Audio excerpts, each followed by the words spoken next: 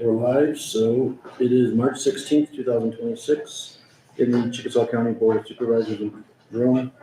We'll call this meeting to convene. Roll call, all members are present along with Board Secretary Sheila Shackleton. Approve the agenda for today that was published Friday last week.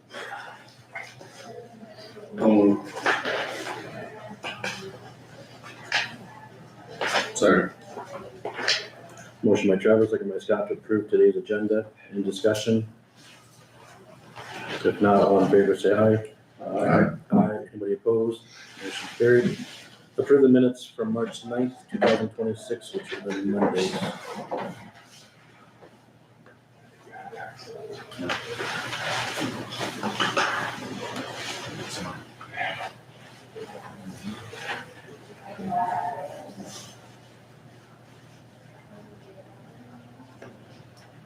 Make a motion to approve.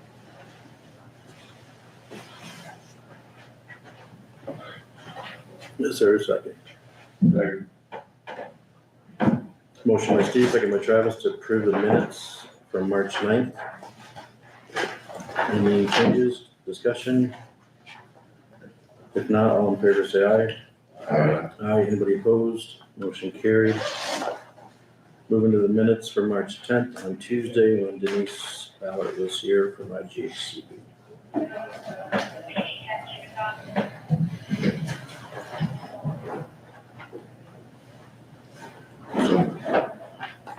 Second. Motion by Scott, second by Isaac to approve the minutes on March 10th. Any discussion? If not, all in favor say aye. Aye. I will abstain. You need to sign this one. Yeah. Motion is carried 4-0.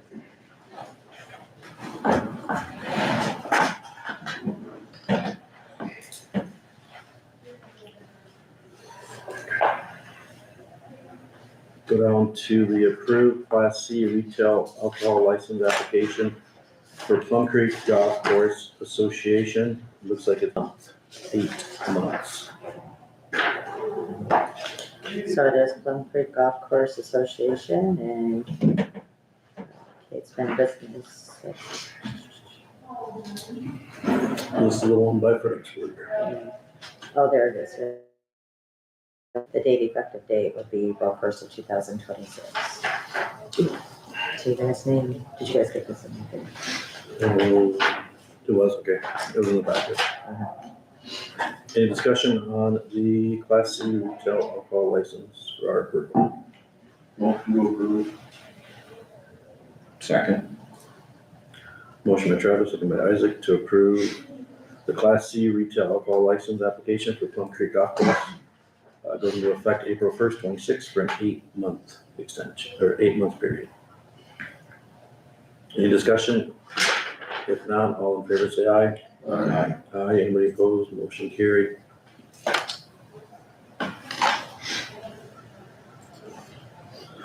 Those are done.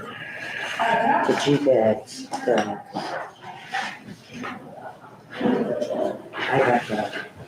I got the list of them. Oh, we do, okay. Yep. Ryan was doing some other stuff. I asked him to drop it off, so review and approve and authorize chair signature on the 2080 agreement for the drive-through service with the city of Alta Vista.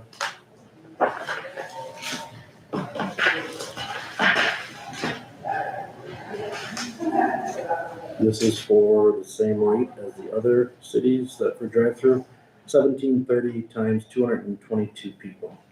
Sorry, 227, 227. This is for next fiscal year ending June 30th of 27.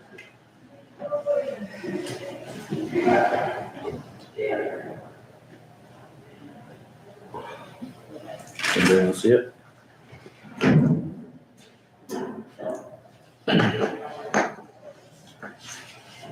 I'll move to approve and share signature. Second. Motion by Scott, second by Steve. To approve the 2080 agreement for drive-through service with the city of Alta Vista ending June 30th, 27. Any discussion? If not, roll call. Scott? Steve? Isaac? Travis? Jake? Motion is carried.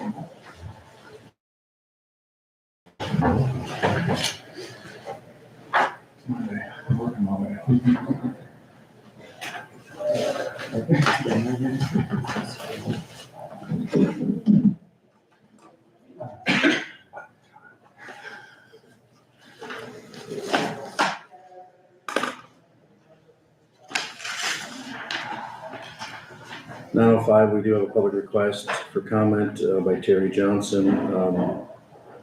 He has the box checked. I request to speak to Chickasaw County Board of Supervisors about the following agenda topic. Various. This one's always tough, Terry. Do you know what you want to talk about now, or? I usually talk about it as they come along, and you've allowed it before, so the precedence is that. And I might not comment about anything. I just want to open my door.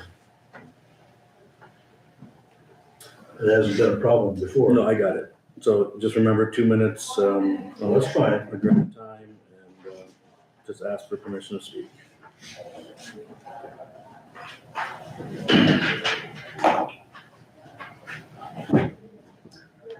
I put this on here Friday. I think it'd be a good update, so I just want to have discuss ISAC conference with county officials. I know some of you guys went.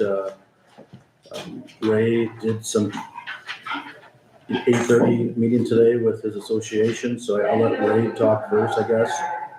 This is just a way to give back to the County Board of Supervisors and other people that are watching of what's going on in ISAC or in Des Moines at the Capitol. So, Ray, I'll let Ray.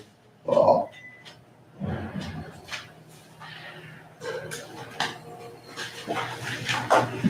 this is just a summary. I've got some extras here.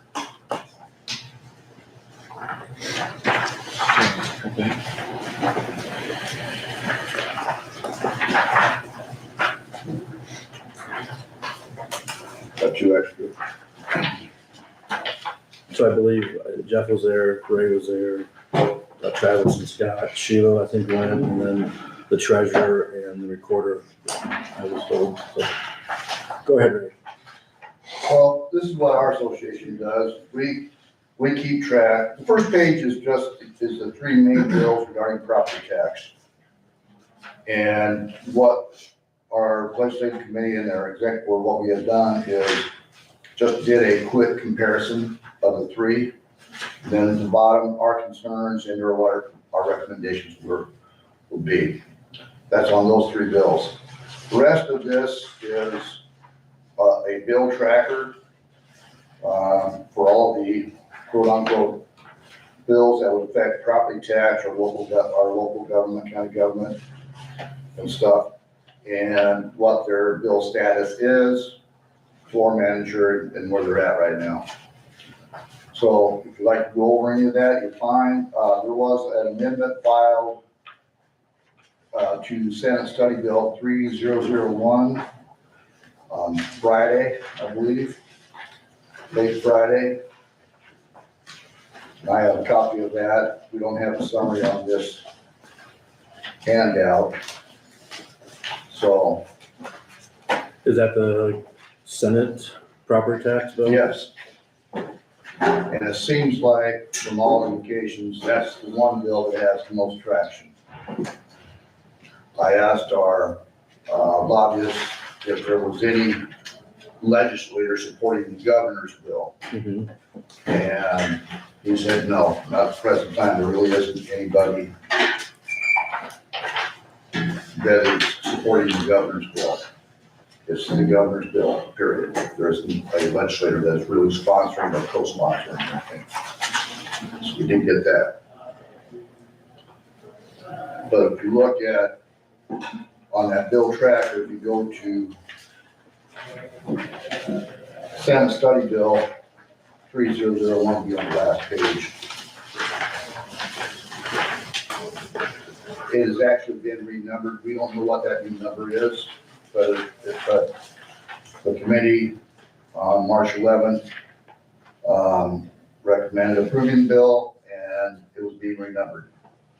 The other two study bills are not at that point. So that tells us that the Senate study bill is the one that's got the traction.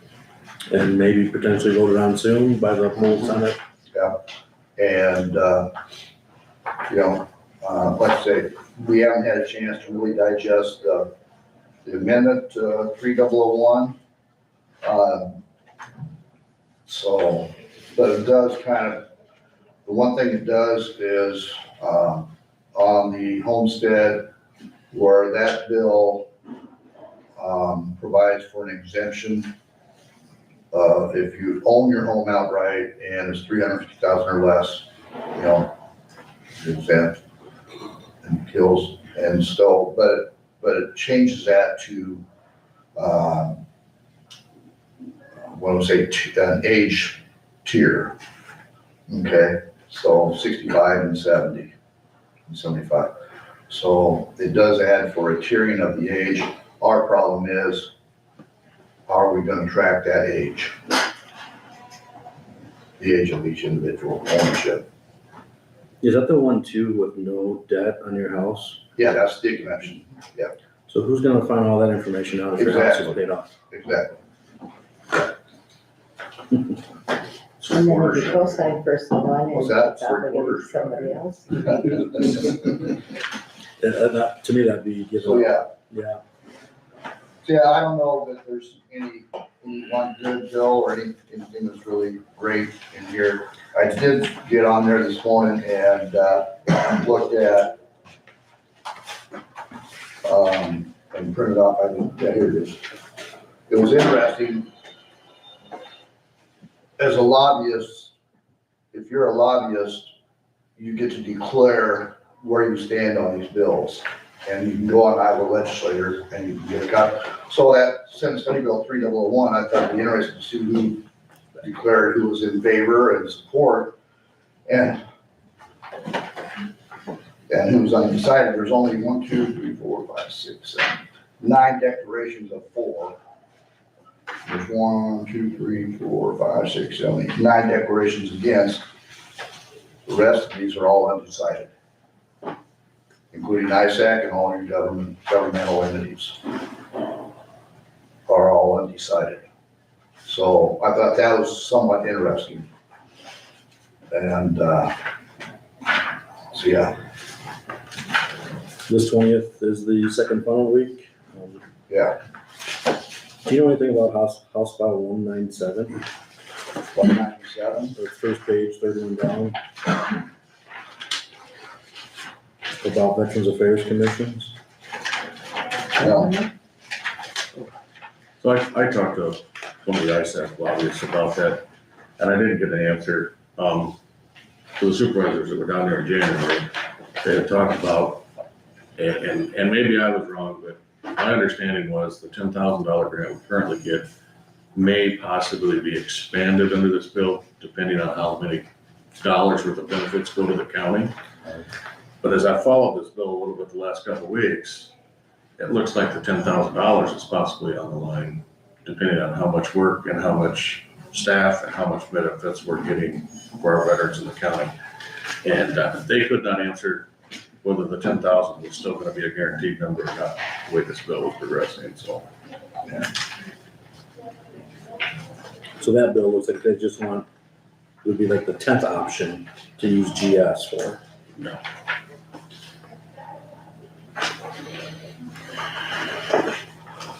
All right, anything else you guys picked up on or discussed with other counties or?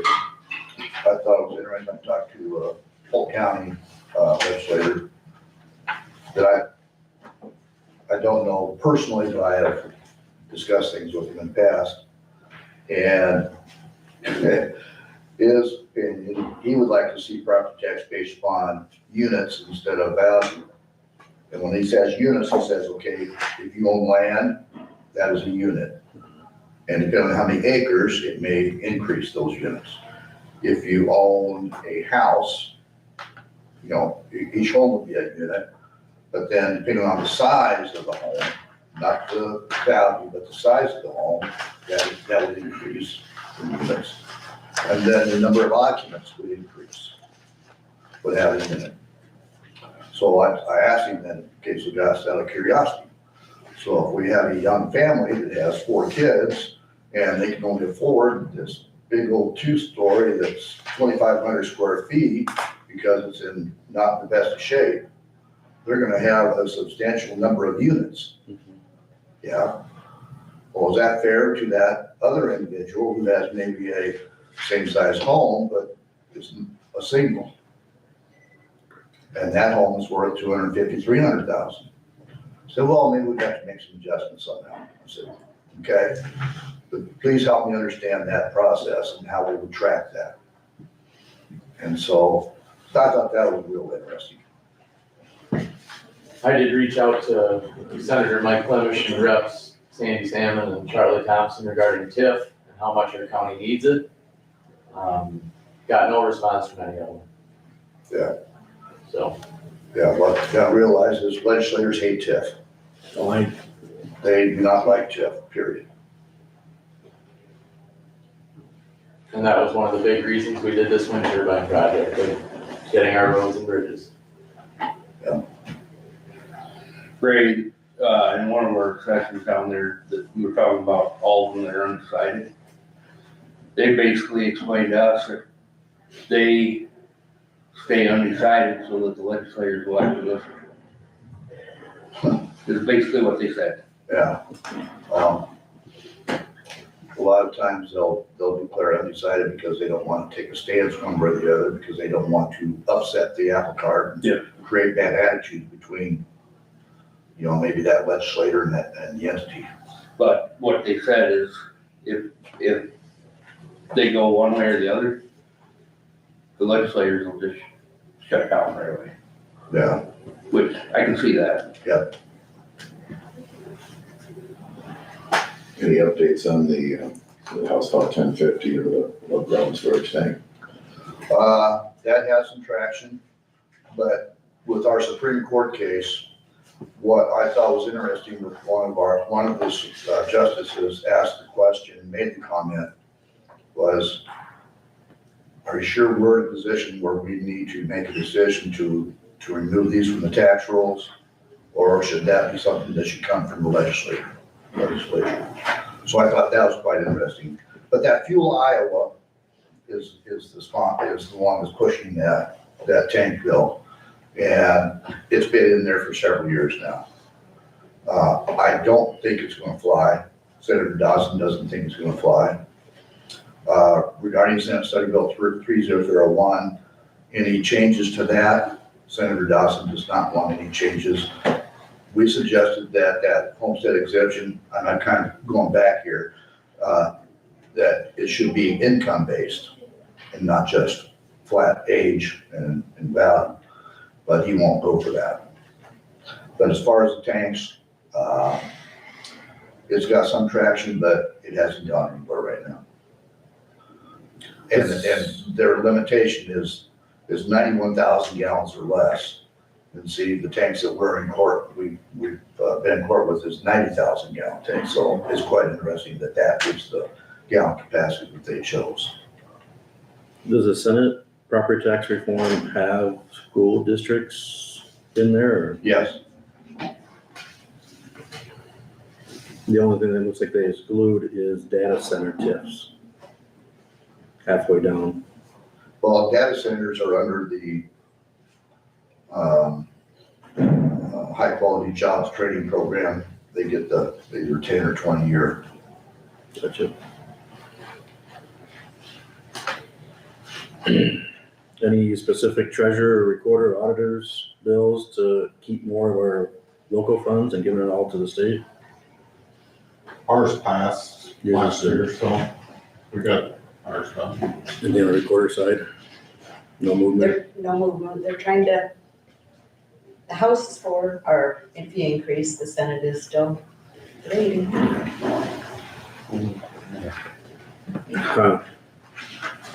I guess for me, parts like our operating system that we do all our transactions on, they were upgrading / replacing.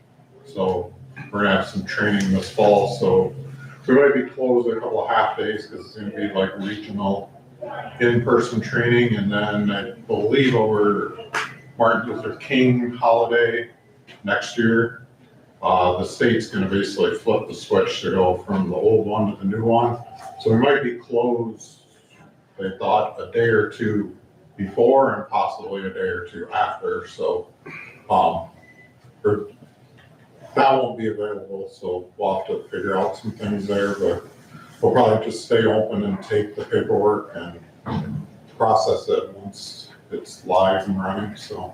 But at least it's in the middle of the month, so it won't be so bad. Jeff, you have anything special EMA side or no one, taking more money from surcharges?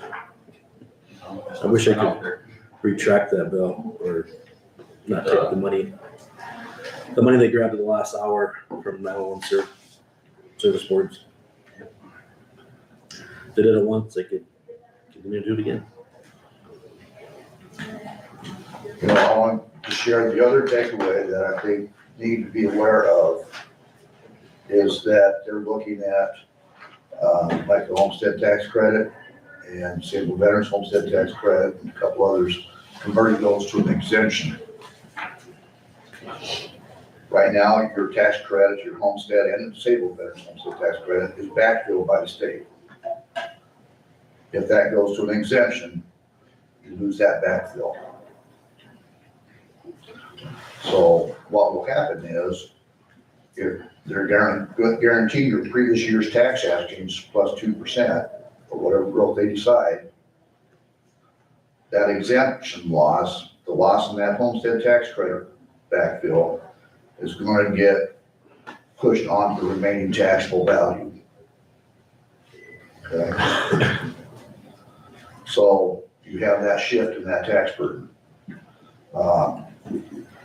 The other thing is if the 25,000, if that homestead exemption goes to a $25,000 value, which they said is a taxable value, that means that a property worth about 52,000 would then no longer have any taxes. And that would shift all of those tax dollars onto the remaining taxable value. And for like our small towns, I did a quick study here a couple of weeks ago on that, such as Ionia, nearly half of their properties would be totally exempt, as an example. Alta Vista also, Old Horse can probably be another one. Then the rest of them will have to pay double tax, roughly. I do have a spreadsheet I put together on that, so if you sometime want to take a look at that, you're welcome to. But as an example, Alta Vista, right now, this is just their city levy rate, is what I did this on, is $20 a thousand. Exempt that first 52,000, whatever in value, you're talking about the city levy rate would go to $41 per thousand. Acid, they're at 810, it would go to 1168. Fredericksburg, not hit much, from 1141 to 1550. So yeah, it's amazing what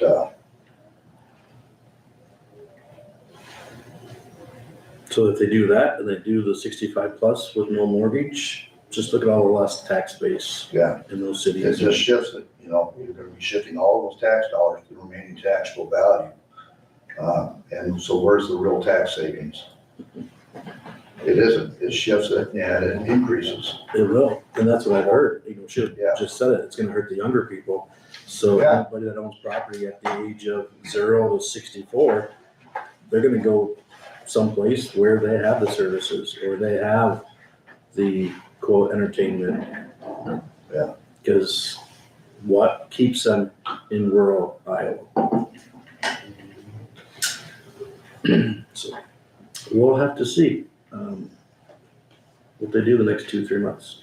Anything on the supervisor side or Any discussion with other supervisors? Yeah, we discussed just a little bit in one of our meetings, the township bill came up briefly. I would have liked to have dug into it a little deeper, but since that initial amendment, which really doesn't mean a lot because we already have the power to appoint if somebody doesn't get elected as a trustee anyway.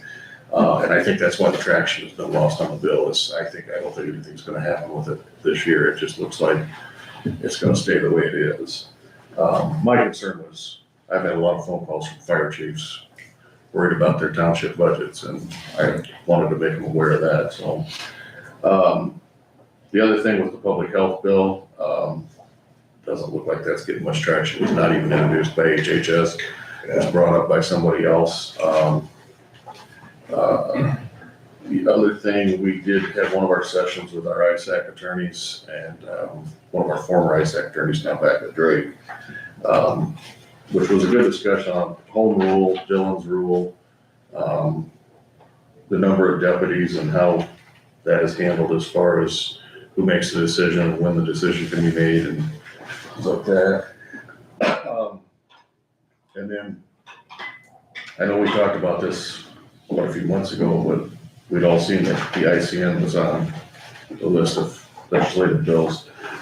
Apparently, they have a buyer for that, which if it does get sold, that will still open the door for new membership.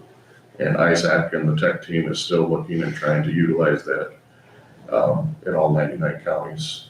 ISAC did say that they have got a contract with REGov and Tyler. They're still working on some things with Tyler. And they are putting together a statewide IT team. Yeah. It's gonna work, we're gonna work out of ISAC.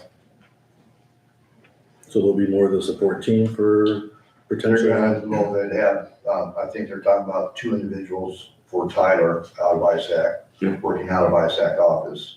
They won't be necessarily ISAC employees, but they'll be working out of the ISAC office.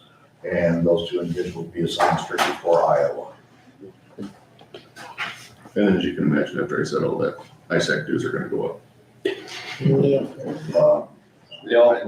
I know Solutions is still struggling. What's gonna happen with Solution software, no one knows. So they were talking about a potential statewide bid for property tax software, but, they haven't addressed that any further. Try to say everything. Yeah, we also, they talked about AI a little bit. Basically, the way I took it is, there's some counties that are passing resolutions with it. And at the very end, to go along with our attorneys, there's some counties that are doing away with their deputies because they keep wanting to add more of them.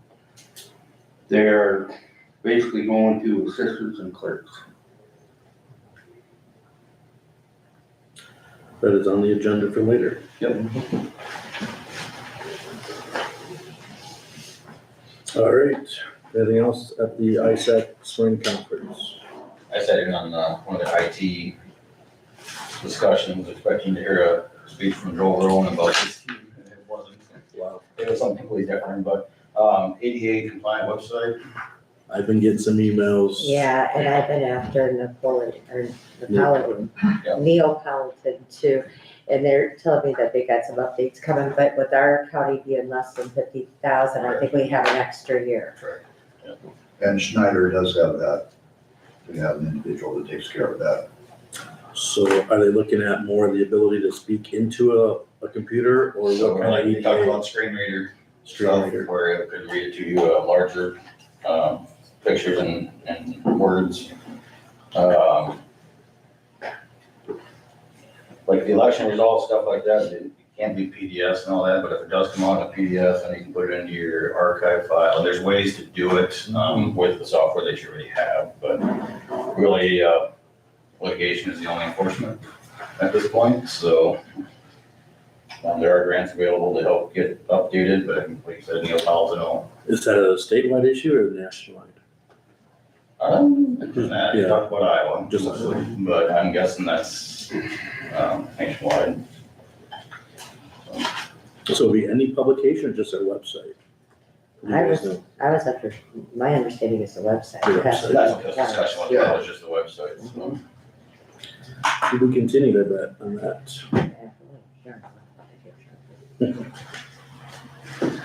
All right, if there's nothing else, if you guys could stay for another minute or two, let's have some more discussion about the county confidential statement. It's up on the screen for the department heads that are here. So we've had the talk in department update on Monday at 12:30. The second paragraph is, I guess, for some department that did not want to sign this statement that we asked for 3 weeks ago. The thing in bold is the third paragraph. That is what Mike Galloway, our HR, has considered as a new paragraph. It just explains a little bit more of the understanding of certain information that is confidential and shall not be disclosed or used any purpose outside of official duties. You guys can read it. I think our intention was any Chickasaw County employee, elected, non-elected, that gets a paycheck from Chickasaw County, just note that you get this, received it, and you agree with it, just because, so we don't hear things on the street that is indeed confidential. HR issues, discipline action, those are all confidential. Roman, if your department would see the new version, would they sign off on it? Hope so. Can't guarantee for 26, but I did talk with the foreman and everybody said that, yeah, it seems acceptable, so. They wanted clarification on what is or what isn't. I think that's the best way to put it. Exactly. I know half the people have signed off on it. I know a piece of paper is not that expensive, but those would be invalid if we pass this new Chickasaw County confidential statement. Any discussion? Yeah, Terry. Okay, why wasn't it on county letterhead for one? So it's a part of the handbook. It's an attachment to Bottom the line handbook. is we represent the county with this statement, so shouldn't it be on county letterhead? And shouldn't one of you five or all five of you sign it? There's a My motion. second question is, what happens if no few of them don't sign it? Just like anything else, there's still What are you discipline in the gonna, what are you handbook. gonna do to them? There's still discipline in the handbook. So the handbook still succeeds this additional policy. So yeah, What has happened that has caused this? I can't go into those details, Terry. Because it's confidential. Well, to me, closed sessions would be confidential. I understand that, but everything else is basically public information. So why did you need this form? It's all confidential. Remember, there's things in the county that's confidential that I can't speak Well, about. I can understand every department with Board of Health and So, that type of thing, but you're trying to cover broad things with a short statement. I'm just asking the Yeah. question because that's what I'm getting at. When they signed on for a job, past my job, I never had to sign a confidentiality agreement. So if you look up 22.7 of the Iowa Code, it talks about confidential records. You got HIPAA information, you got medical, we got the Board of Health, we have EMS. Those are the things. Given, basically. Exactly. So those are the things that we are trying to protect, and HR issues that are confidential records too. Whose idea was this to have this created? Was there any special did it or? Yeah, I think it was myself and the auditor's office, because we've heard things. What did the rest of the board have to say about it? Well, they voted on They all it. agreed to it. They did. I haven't been here. Yeah, it was voted on 3 weeks ago. Yep. And then we found out one department was refusing to sign the second paragraph issue of all information obtained. So then Mike came back with specific bolded area. I haven't seen this fresh. Yep. Anything on the board of supervisors, thanks, Jared. Anything, you guys wanna keep the old version and have the people that sign, the ones that don't? Or do you wanna try to do this again with the new verbiage? I guess we might as well redo it. And I get that back when you, but I'm gonna just state it, common sense is out the window nowadays. Well, Travis, I'd agree with you, common sense isn't there anymore. I just found it a little surprising that when you sign on with the county, that is an acceptable practice, that you keep your mouth shut. I just was a little surprised we had to come up with it. And then expect everybody to sign it. Any other board member have an issue with the new verbiage? Try it again. Have it due back within 3 weeks to the auditor's office so we can keep it with their personal record, personal file. Anybody against the new verbiage, I guess? How does it read? It's right behind you. Behind me, sorry. Yeah, so it just says, I understand that certain information obtained through my work with Chickasaw County is confidential and shall not be disclosed or used for any purpose outside my official duties, except as authorized by law. Because in our handbook, it also talks about whistleblower protection. We want you to do that, Confidential information would be records maintained by the county as set forth in Iowa Code Section 22.7, confidential records, or other information that the county has the legal authority to maintain as confidential. Any question regarding whether information is confidential shall be directed to the department director or elected official. And then the old sentence was just said, all information obtained through my work is confidential. So we just cleaned that up, added very specific what is, and if you have any questions, look at 22.7 of the Iowa Code. Is there a motion to approve the new version of, with that second paragraph, delete it and insert it with the new paragraph? So, Is there a second?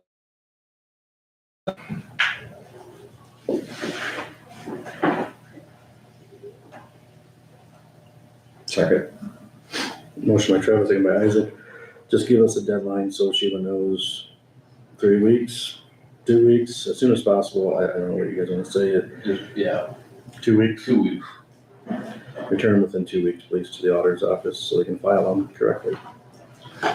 Does the county attorney have an opinion on this statement? Do you want it or do they want it? I want Oh, you can ask them after the meeting, I guess, unless they want it, but, no, I think HR signed off on it, and I think I agree with the comments that have been made over on the eastern side of the room, that sometimes things that are presumed for normal persons and people who think beyond their statements aren't as common as we think anymore. And I think there's a reason why the world is overrun with lawyers, no offense, and we have to have things ready to protect people. And this is just another layer, another way to protect the county in case something does come out that shouldn't come out. I don't think there's any ill intent here to try to silence people or to try and cover up anything or anything nefarious at all. I think it's just another measure to ensure that people are not providing information that should not be provided. And it's not just to protect themselves, it's to protect their coworkers as well. That information that they know about their coworkers is not spread amongst the public either. So it's just another layer and a written way of making sure that we're doing what we intuitively automatically should be doing. Well, I did contact you and you didn't get back to me. Yeah, I didn't, because I didn't know where these guys were going with it. And I haven't seen the second draft of it, And so I asked you if it should be on county letterhead. I don't think that really matters. Does it matter? No, It's just an amendment to the county handbook, is that correct? It'll be the last page of the handbook, yes. Yeah. So any new employees will sign off It's an on it. amendment to the county handbook, and no, it doesn't need the letterhead. I think it's pretty common in private business. Exactly. Or just simply ask a question because that says where it's coming from.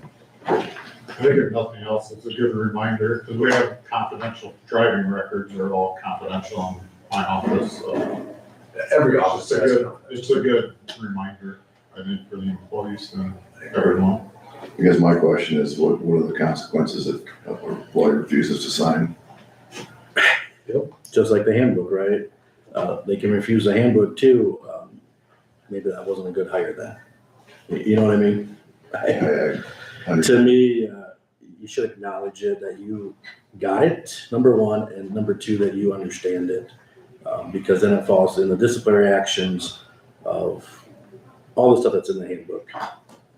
You know, So what is the disciplinary actions that you're gonna? it's up to those individuals that don't sign it. It's up to their elected official, the department head. I mean, they're gonna have to force them to sign it. We only control Roman and the custodian and Joel. So I'm gonna ask those three to sign it, and everybody else falls under your department. I guess it's up to them what the discipline actions are, but I hope our three people sign off on it. Our department is so used to confidentiality with all of the things that we do that there was no issues. I don't envision this being a change for very many employees in the county. I think almost every department, everyone's not, the department head knows what these rules are and is following them. It's just a matter of tightening it up and making sure it's in writing and memorializing what we've already been practicing, in my opinion. Exactly. Got a motion and a second on the floor. Any other discussion? If not, all in favor say aye. Aye. Anybody opposed? Motion is carried. Thanks, guys. Just a little clarification, shared employees, one statement per employee or one for each department. Do you have multiple files for, I'm sorry, what was it? Shared employees, if they were for two different like departments? we've got some EMTs that are also MEIs. I guess I would, EMTs that are dispatchers. I would like to have each department have all the people that work there, have them sign. So with the shared ones, they would sign two. Actually, they would only have to sign one because it's in their You can employee make handbook, copies I'm too. gonna think of it. Yeah, one's good enough, that's fine. All right, moving on to EMS Director Joe Knudsen, open RFPs for new ambulance. This was the place and time to open these. We do have three in front of me. Sheila will attest, they were emailed to her, she made copies for this packet. You know, somebody had to receive those through an email, she kept confidential. Anything that she saw, you pretty much just hit the print button and put them in this folder. So we do have three. We're all due by 9 o'clock this morning, and I had them since 8:30. So, in no particular order, I will just open them and then give them all to you and give you some time Yeah, that works. to, North Central. this one's North Central Emergency Vehicles. David Cole, Regional Ambulance Sales Rep.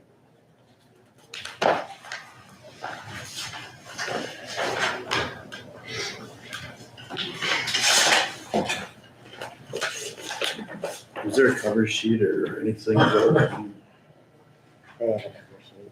So everyone had a cover sheet? Well, I can't Okay. remember what they. All right. So the three places that I sent a bid to, they were sent the Like a cover spec sheet, and then they were sent our cover sheet with the requirements. Oh, so this packet here is at 60 page, whatever, 78 pages. 78 yes or no questions. They're all checked.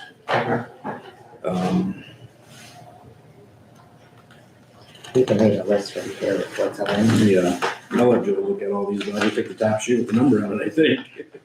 Because here's all that's in there. Is that how you'd like them to do it, take them back, make sure that they meet the requirements, so. and then come back to you with a Recommendation. number of, trade-in value what they're giving us, and, or total, or both? I think both. Okay, So like this cover sheet, it says, if approved, please sign. I suppose that would be by the chair. so they were all supposed to include at Dave's direction of, purchase agreement draft. Okay. So anyway, this is North Central Emergency Vehicles, looks like Osage Ambulance. Must be a brand name. A 2029 Type 1 Osage Super Warrior Ambulance conversion. The number here is $329,765. The trade-in value for the 2023 E450 with the 2009 Lifeline body is $33,000. So total net of $296,765.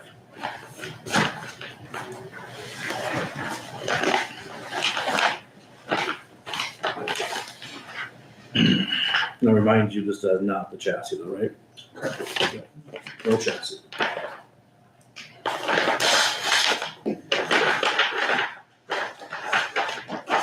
The next one is Legacy Emergency Vehicles. Cover sheet is a Lifeline 167-inch by 96-inch Superliner Type 1 crawl through on a customer supplied Ram chassis. That price is $270,814 with a trade-in value of $33,500.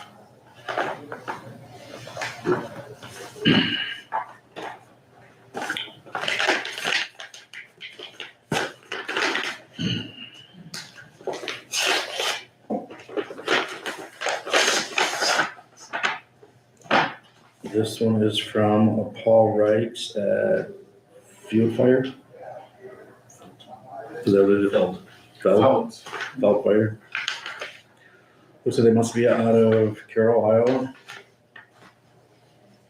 The name of the rep is, I guess.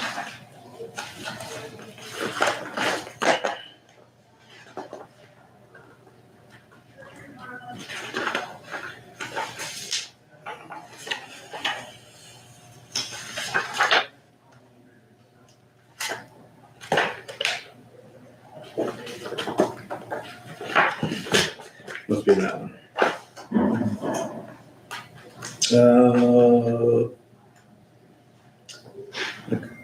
Upon completion of the contract, one-wheeled coach type 1 ambulance for the amount of $259,227. Price for the trade-in 2009 ambulance. Sorry, the price includes the trade-in. I don't see a separate. They didn't break it out. Because it says price includes a trade-in value. Probably not the end of the world, because the only option that we've ever explored was trading in. Correct. The other, That's all we're worried to the about. bottom line. They have a prepayment savings option. I don't know if the other ones have that. I just see it on this cover sheet. If you do 100% prepay, they give you a discount. 80% prepay, 50% prepay, they give a discount. No money down payment is required, however. What does this board want to do with these three numbers? Let Joe look at it for an hour or two, get back to us at set time, or really don't want to wait until next Monday, do you? I mean, if they followed the bid sheet, everything should be pretty straightforward on whether they're meeting the bid or not. I would think within an hour, I would be able to be back up here, have it all split out. Do you guys have an hour's worth of meeting left? I bet we have about a half an hour, but we can take a recess. I don't think, is that okay with everybody? Sorry. As expeditiously as I can. Make sure we're approving what we need to approve. Well, we're probably gonna look at the contract to make sure, I mean, no offense, I don't know, maybe I'm wrong. I don't know what a week's gonna do to us. I mean, if it's 18 to 24 months to get it, I mean, what's a week gonna do? Let's make sure we got our T's crossed and our I's dotted for quarterly approaches. That's my opinion, but if you guys wanna push it through this afternoon, we certainly can work on it, but.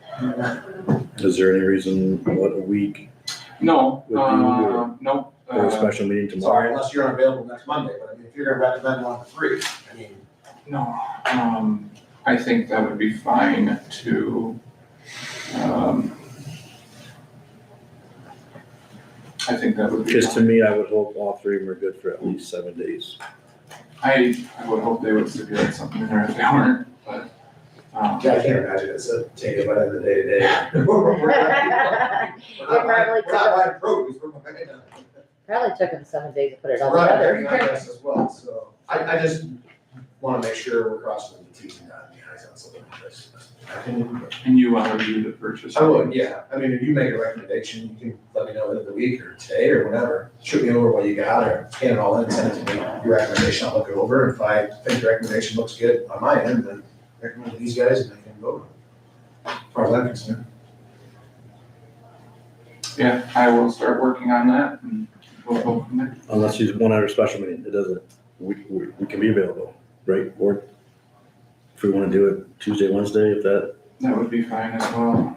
gives you time. Yeah, that's fine with me, I'm a court in the morning, but I mean, it's not gonna take me a day to go through it, I just wanna make sure that we all have time to digest it and make sure we're on the same page. I agree.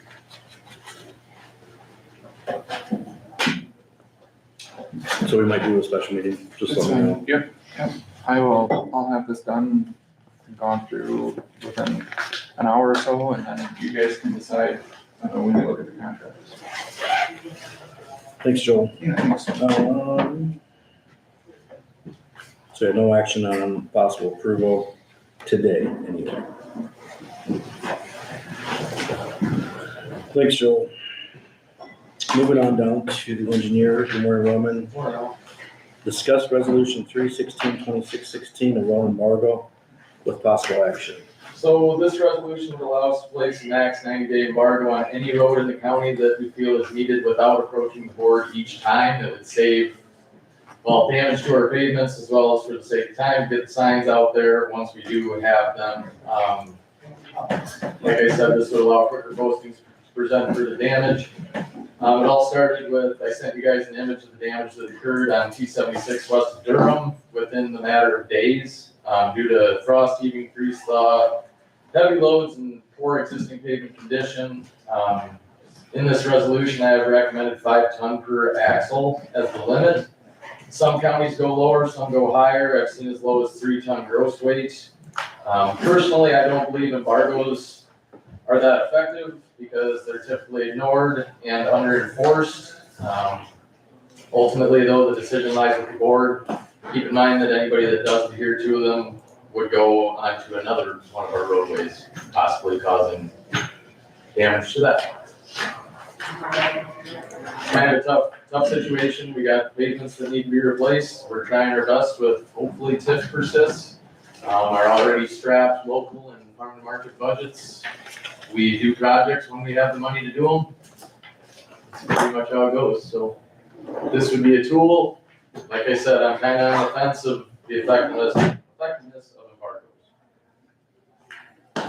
So Roman, that stretch of road I pointed out last year to you, There was one spot. would there have been a possibility of doing some repair on that last year, so this one would have occurred, or do you think it would have occurred anyway? And I think it would have occurred anyways. It's 27-year-old 3-inch overlay. Last year, that was the only spot you brought up. This year, we got 3 more. I got Denko coming to look at it. You know, anything that we do as far as repair is hopefully gonna get us to reconstruction. We're, like I said, 27 years is a long time for a 3-inch asphalt overlay that had no cold in place prior to it. It was basically put down over existing pavement that looked like that does now too. So I wish I could say yes, Steve, but I don't think so. As far as trying, that's why I'm looking at possibly filling in wheel ruts, but you know, I'm gonna need the Denko on it. If we get that outside wheel rut slurry level and then possibly crack filled, they recommend after a freeze thaw cycle. So we'd have to wait till next winter and then do possibly a 6-foot scrub seal on the outside, just something to try to glue that together. In the meantime, our guys, once the weather stops doing what it's doing, you know, we're looking at maybe cold patching and dura patching as much as we can to hold it together till we reconstruct it. I can't help that the county has been underfunded for 27 plus years. So, and that's why I stress how TIF can help get our heads above the water, but that might be taken away, so. Is this resolution common in Iowa? I've seen other counties do it, that's where I basically copy paste from other counties. Service Bureau had a lot of good examples. I settle on 5 tons per axle because I feel it's a decent middle ground. You're not going 3 ton gross vehicle weight. You're not doing 10 tons per axle. Allowing the movement of some normal loads. You know, we would, of course, there's exemptions for people that need fuel, people that need to haul commodities from a point on that roadway. School buses, anything of that nature. Lorax. Bull rats? Are any of our neighboring counties, I mean, I know Butler County doesn't embargo every spring, but I don't know. Howard and Winnebago do, to a frequency that I can't tell you. I've seen them in Winnebago. Might have been a while since Howard did it, but they have done it before. Yeah, I remember in the past, Chickasaw County did it. It's been well before I ever started working for Chickasaw that we did it, which now it's getting to be 15 years. You get kind of old, I can't remember some old stuff. But there is a lot of traffic on that road that people take another route. There's a lot that come down 63 and then they head that way and they're headed to an ethanol plant to the west. They should be coming through. They're going on 140, Yeah, they don't go go through all the way Charleston. and, yeah, go on 18. And if they're using the L system permit, they should stay on the state highway anyway. Well, they can technically go on ours too. That 90,000 pounds is probably a big part of why we see this damage coming. And it's, You had More pavements axles. that were already ready to be replaced and now you add 12% of your load onto them. if you get more axles, it goes up to 108,000. So just recap, this is to give you permission then to put any secondary roadway into an embargoment without board permission. This gives you that permission to do any county road. You have to put signs up on every section mile, or is it? I believe it's for the termini of pavement to pavement. So for this example, we'd probably be at B18 north of Alma and then Cheyenne south, which is C76 as well. So there's costs there, we understand that. There is some people that are exempt, you mentioned them. That is this fourth paragraph where some people are exempt. And there would be exemptions and permit based, you know. Correct. I think My fear is how many calls am I gonna get? But what I'm getting at is they'd have to come get a permit. I wouldn't necessarily call it a permit, I'll basically type something out with my signature on it saying this power unit under this owner is exempt from this embargo on this stretch. I guess that's one of my bigger concerns is, I don't know how you're gonna enforce it.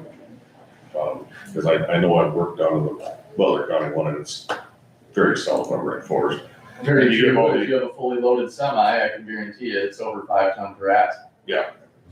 And then when you add the permits to it, who's it actually gonna, at the end, who's it actually gonna affect? Because the few people that are ignoring it are gonna get away every time anyway.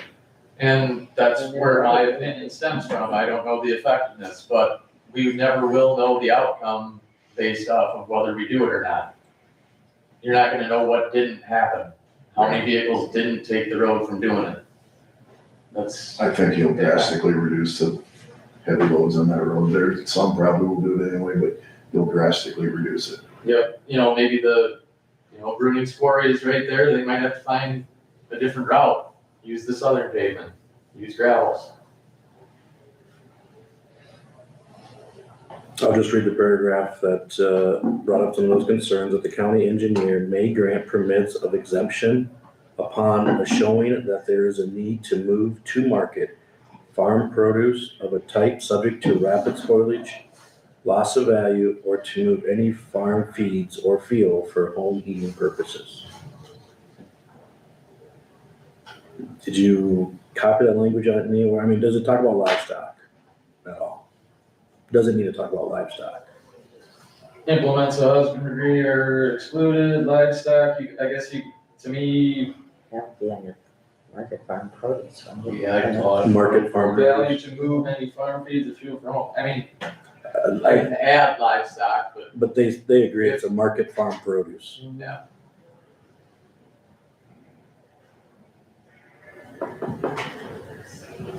I didn't go try playing lawyer on this, I No. looked at other counties' resolutions and that one seemed good, so.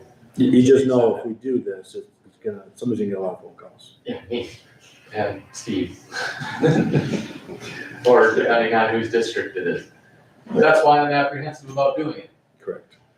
But if you look up code 321.1, it just explains that one's husbandry, so if anybody got a question. We gotta try to protect some of these roads, especially when the frost comes out, and it might be a very bad year. Any discussion? Is there a motion to approve 3/16/26-16? Establishment of a 90-day blanket embargo.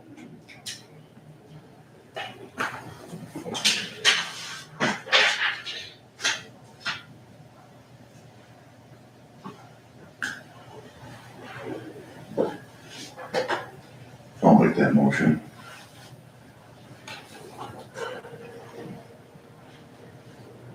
Is there a second?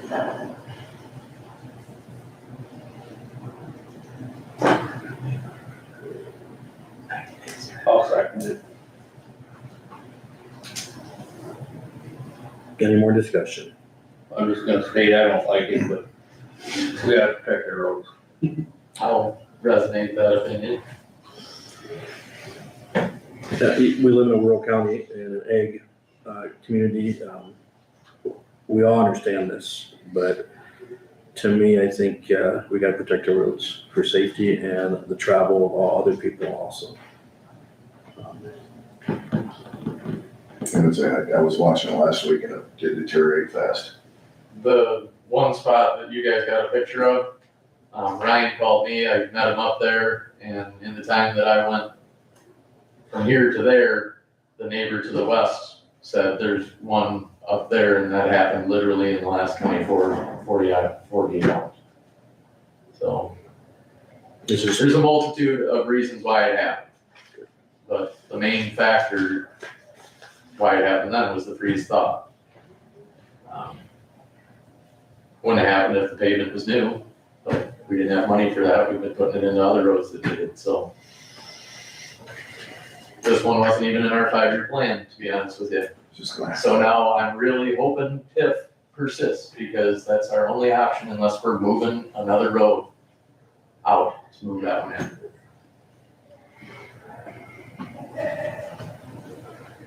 All right, good discussion. I think we need it all for the public, and if we start getting phone calls, if you don't know the answers, give them to Roman, this is his department. Anyway, we'll vote on this. Roll call vote, Steve? Aye. Travis? Aye. Isaac? Aye. Scott? Aye. Jake? Resolution has been adopted. I have the resolutions here after they're signed, I'll bring them over to Roman. Thank you. Discuss advertising for summer help position. So on this, I'm looking for the board's opinion on if we should advertise for summer help. And if so, what the requirements should be. I did reach out to Ehlers, so I had 2 individuals call me, in regards to if we are hiring. One of those individuals was a father of a person that I believe is gonna be 16. So right then, I'm like, well, I really appreciate the interest, but what is kind of the county's idea of who we should be hiring in terms of that? So Heartland and Ehlers didn't give a definitive answer regarding age. They only said that, there are certain limitations applying to the type of work and what equipment can be operated by individuals under 18. So do we advertise for summer help? If so, what should those requirements be? Personally, I say must be 18 years old, have a valid driver's license, maybe with CDL preferred, even though that probably not gonna happen. Also, what would the pay be currently? So for years, we've included it in the budget. We haven't advertised it for a few, just because many years before that, we'd advertised, we wouldn't get a single applicant. I think conservation was kind of dealing with the same issues. So right now, I have $15 per hour budgeted in FY26. Chad and myself, I believe, talked a year or 2 ago, how that's not really keeping up. So in FY27, it is at $18 per hour. Did have 2 positions factored in there. I'm thinking we should probably just limit it to 1. But looking for, do you guys want to advertise for summer help? And what would the requirements be if you do want to? Primarily, some of these people are interested in engineering. Some are interested in maintenance stuff. That's great. I think that's good exposure for the county. regardless of what department it's in. But if that is the case where they want some experience with the engineering aspect, I would probably play it by week, what is going on with our bridge projects, what's going on with our paving projects, to get them a little exposure to that. Otherwise, we're gonna be having them assist bridge crew with our own bridge construction, culvert crew, road crew, crack filling, possibly mowing. Unless they have a CDL, they won't be operating any equipment that requires a CDL, so. Timeframe is usually June 1st or? Yeah, June through the end of August roughly, and, I'd say willing to work depending on the applicant. Some of them are going to college, if there's other circumstances that it has to be modified, but I would say yes, that late May, early June to late August. I guess if you want to just say Memorial through Labor Day roughly. And they would fall into that 4-10 work week. That would depend on, I would do it so they wouldn't exceed 40 hours in a day, or in a week, sorry. Because I did send out the 410 notice to our maintenance employees. But again, our office staff with the contractors and everything, we usually have to be here to some capacity on Fridays. So if that individual is with us, it'd probably be a 7 to 3:30 day. If he's with the maintenance staff in that period, it'd be a 6 to 4:30. And we'd make sure that they do not exceed 40 hours in a given week. Some weeks, if you think about it, it could possibly be 38 hours, you know.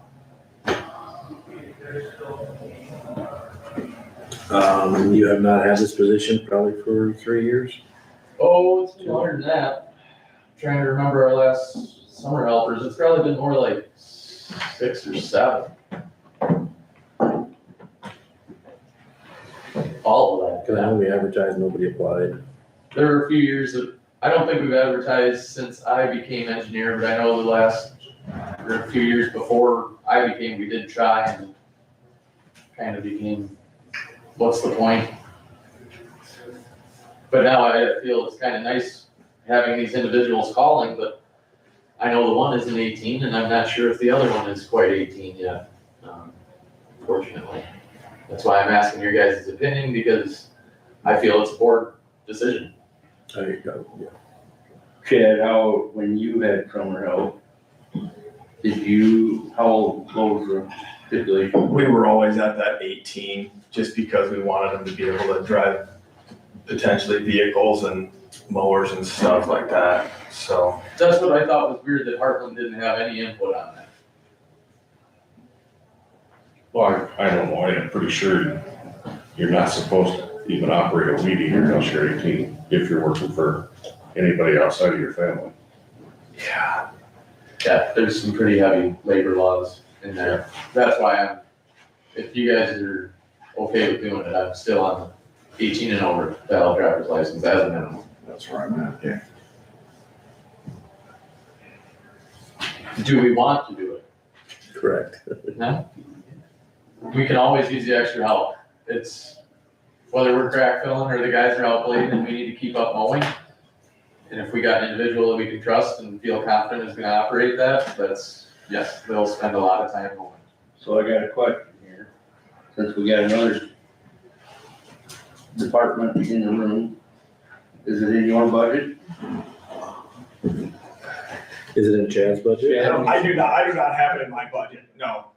So, and we did, I think, what Roman's talking about, and I think there's a lot of value here too, right? Maybe not, there's two different ways of looking at summer help, right? I mean, one is what he's talking about, crack filling, and then I think something he led to earlier is, if this is somebody that might be going into the engineering field, I feel, and we always did, is conservation is more of an internship as well, right? We also need to be looking at promoting our industry and trying to get people back into this, right? So they might not be crack filling all the day. Maybe they spend a week in the office and doing things like that back and forth. But if we don't help, promote that as well, and those are the hard people to Same get. with the maintenance. Yeah, right, absolutely. The maintenance Get side of someone that things likes too. that environment, likes that work. Maybe they're on the fence about going to college or on the fence about a factory job, and all of a sudden you got another person interested in being a county plowman. Yeah, a couple summers potentially or whatever, you've got somebody maybe, I know that you have somebody on your staff that's been there for quite a while, that was kind of like that way back when, so, yeah, so it's a tough balance. We were having a hard time finding those people though here, so that's kind of why we went to more of a full-time summer position, or, not full-time, but you know what I mean, seasonal full-time position, but, yeah, we don't have any money in the budget for that at this point in time as well, so. And I can see that as a learning experience where, like you said, if they're on the fence on whether to go to college or not for mechanics, whatever, you know, being exposed to it, seeing what their day could look like could help. And on that token, Travis, we've been doing that for a long time, including summer help in the budget. It's a very small cost. If you guys want me to remove it from the budget altogether in future years, I will absolutely do that. I'm just, cause Chad renewed it, that's why I was. Yeah, that was in that whole thing we went through last year, yeah. Just in the same token, remember how much overtime my guys have been working this winter. Oh, I- Plus, so. All right, good discussion. Are we going to allow advertising for a summer help position for secondary roads? Be consensus. We'll take a vote. Since we are adding additional staff.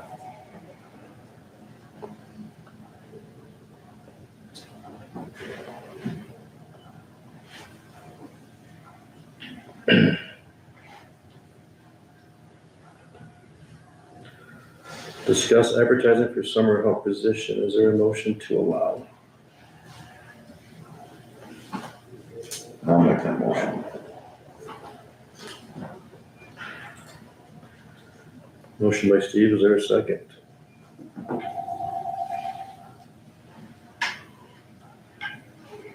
I'll second.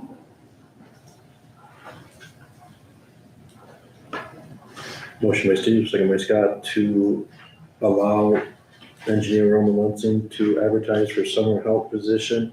Opinion on starting wage, sorry, if that needs to be in that. Any discussion on starting wage?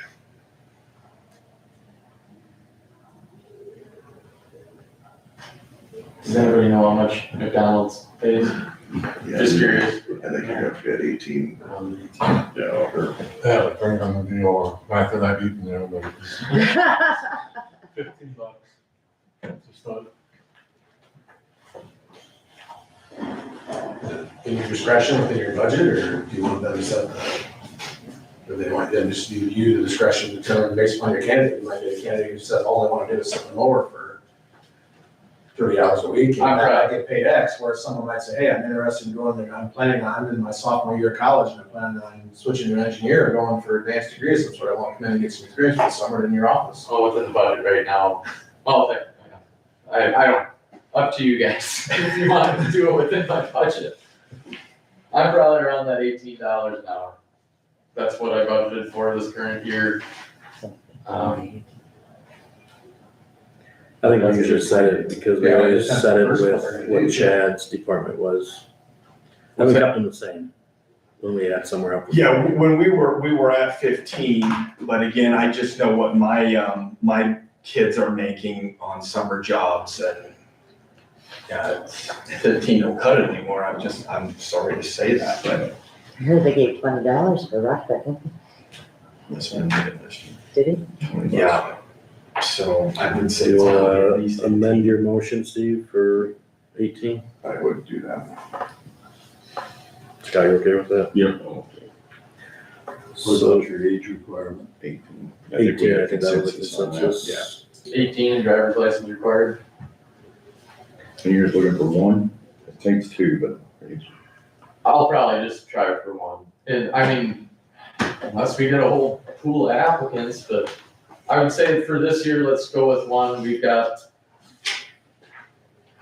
well, between myself, the assistants, some of the foremen out there, none of us have been in our position to deal with summer help yet, so let's try one. try one. If it works out really great, then next year I can go for two. I just don't wanna overdo things or create a problem.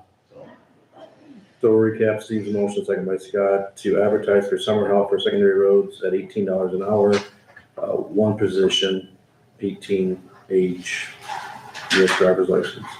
And Memorial Day, everything. So I think the dates should be up to Roman. Is that fair enough, guys? It'll probably start the week after Memorial Day and end the week prior to Labor Day. With flexibility noted between those dates, I guess. Does everybody understand the motion? All right, all in favor, say aye. Aye, anybody opposed? Motion's carried. Department update, Roman. Well, I'll start with, this morning, everybody went out at 5 a.m. Yesterday, we had one ways out from 6:30, 6 o'clock, 6:30, depending on when the guy got in, till 10:30 a.m. As you guys know, it was snow and ice and wind, and first round, second round, really that second round didn't start early enough for it to be worth going out. And with the way the winds were blowing, it would have been pretty futile anyways. Also, last Wednesday, we did have to send out a single one-way in the Alta Vista area from roughly 8:30 to 11. Just that corner got slick. Last week, the guys, aside from that, were brushing various locations, lots of tree removal from roads, which we're already having some of those today. Need the wind to blow or stop blowing at some point. Ditch cleaning, culvert cleaning, various locations. A lot of plug culverts of that nature. Blades were out Monday, Tuesday, and Wednesday morning pulling in rock and spot blading. Quite a change to now. A little bit of spot rock. Pembroke between 100th and 110th by right to you there. Venora Avenue, 220th and Pembroke area. That mile between those two intersections and some of those north-south roads. Cold patching, various locations. Sign crew also dealing with high winds, lots of stop signs and other signs repaired and reset. I think everybody's dealing with that right now. As far as the office goes, a lot of design development work, several projects, some to note, B56, structural culvert replacements, that'd be south of Lawler and the S-curve and the curves there. We received two quotes from two separate precast suppliers. The low quote was $58,752 from Rinker, used to be called Forterra.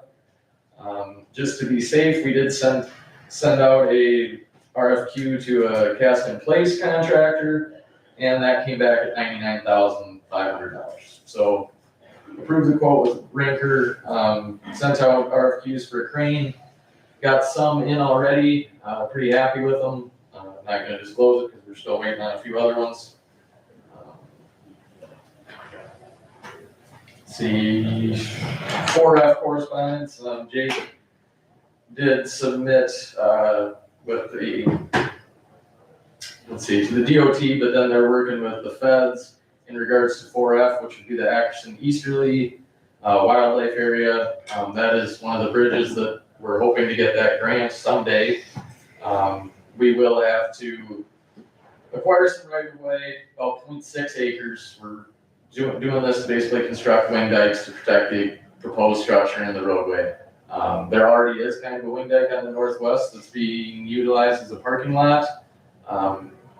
So in the project, we will actually make that parking lot a little bit bigger. So it's, in the long run, it's gonna be good, but under 4F, it falls as a park for recreation purposes. So now we will have to do a de minimis is what they call it, which basically means there's really not much being impacted at all. We'll have to post it for, I think, 15 days. I submitted what our minimization measures were, which were reducing the size of the wing dikes to an acceptable level. And then also the improvements that we'll be doing for the parking lot entrance. I sent that back to them. They'll send it, there'll be an advertising period, maybe a public comment period at one of your board meetings. I'm not sure yet. She's gonna let me know what all has to be done. I don't anticipate any other hiccups. If anybody in the public has concerns about it, our office is always open 7 to 3:30 if they want to talk to me. Like I said, during construction, there will be probably an access. That access won't be open, but I do believe that you can access it from any other part of the property. So that was that one. Liza and Ben were both surveying V14 and V21, which, both are in the 5-year program. And, hopefully, like I said, TIF continues, they have good weather, they wanted to get going on some surveys, so in the meantime, I told them to get surveying T76 from 140th to V18, so we'll be on that soon too, depending when the weather straightens out. Engineer's office building was supposed to commence today, they moved that to March 30th now due to the weather, of course. 2026 contract rock letting docks, I submitted those for advertisement as well as to local contractors. That letting date will be April 6th at 10 a.m. in the boardroom here. Let's see. Provided documentation to Cliff Miller regarding his property at the southwest corner of the intersection of Beaumont and Highway 18 in Bassett. So just so you guys are aware, that used to be a gas station. I believe that the county acquired the property through back taxes or something along them lines not being paid. There was a government grant, I'm gonna call it, to clean up sites like that available to counties. The county took advantage of that. And then once it was cleaned up, there was a monitoring period for many years. And then I don't think the county even owned it for a whole year. Maybe if you look at the parcel report, it's weird, but he called asking all sorts of questions. I could not believe I found a file that's about 10 inches thick for that site specifically, but should be all good. It's not in the county's hands anyways. Ray helped me out a little bit too with what he could find. But yeah, that was kind of interesting. I didn't know that any of that was there, and I was really happy I kept some 25-year-old documents. So I mentioned the letters that I sent to legislative reps. Again, didn't hear anything. I guess Charlie Thompson replied with I don't check my email enough. Please send your message so I know that this is not a robot. I still didn't get a response when I resent the message, so. Not too happy with that lack of representation or communication, to be honest with you. I really think this county needs TIF to persist in our urban renewal plan, but apparently if state legislatures don't, then we'll be SOL. So, I did have a meeting with the city of New Hampton on March 11th, as well as the city of Alta Vista on March 12th, discussing future projects. Again, a lot of limbo there with TIF. It was a productive meeting with New Hampton. Tentatively right now, probably looking at scheduling North and South Lynn as we have in our urban renewal plan for around that 29-30 date. Also, they are going to be adding 2 of the structures on South Lynn to the eligible roads or eligible bridge projects for city bridge funding, which is 100% funded right now. So we worked out that schedule. We have, Liza has one survey she's working on design with it. We'll have to get the other one, which is the twin 10x10 box. We'll get that surveyed this summer. We're gonna try to do those in FY29, and not keep, if we time in a contract, we wouldn't have them tied, or we would not allow them to close both bridges at the same time. You can have one closed, otherwise the Finnegan would have to go east on the gravel. And then the following year, hopefully we'd be able to pave it, looking at options. Depends on the city's availability of funding, depends on the county's availability of funding. Especially with the concrete option versus an asphalt option. You going for reduced cost or reduced longevity? It's kind of a delicate dance with that. So, same with the city of Alta Vista. They submitted I helped them with an application for Ashley Hinson's community funding grant. Helped them get $840,000 in STDG dollars in the previous programming years. They submitted about, I think it was $876,000 roughly in request. I don't know if they'll get it, but if they don't get it, we need to decide what we're gonna do in the city of Alta Vista. They might have to give up their $840,000 just because they can't find their remaining responsibility. Also with the fear that Ray instilled in everybody of towns unincorporating. So there's so much unknown going on right now. I'll feel better when the state's done with all their bills. Or I'll feel way worse. Yeah, if I could add, Roman, Steve was there, myself was there with Alta Vista, and you know, it'd be a bad day if they have to get back that 800,000 intercog. You know, can the project be downsized? Yeah, And we talked about we that. talked about that, just to keep getting that money from intercog. I'd have to have a lightly treading conversation with Intercog, No, I know. because in our application, it specified for gutter stormwater, ADA sidewalks. You know, could we cut the sidewalks out? We're still gonna have to do the ADA with the complete reconstruction, but maybe we don't have to do the sidewalks, just do a ramp until you get to adequate panel, but A lot of that's in the city of Alta Vista's hands too, to maybe not have so much footprint. Yep. You know, in front of all those. reducing it from both lane parking to one-sided parking, or possibly eliminate the parking. I have a big fear that if they unincorporate, are you gonna continue supplying city water in Alta Vista, which I don't know too much about their city water, but, or are we gonna be having individuals team up and have shared wells? What about septic? Who's gonna be responsible for that? I know who's gonna be responsible for getting his crews to plow the roads, keep their other chip seals in town up, unfortunately. But there's a lot of things to think about. Same goes with potential for Ionia in North Washington, any town in Chickasaw, to be honest with you. It's gonna hurt the bigger towns too.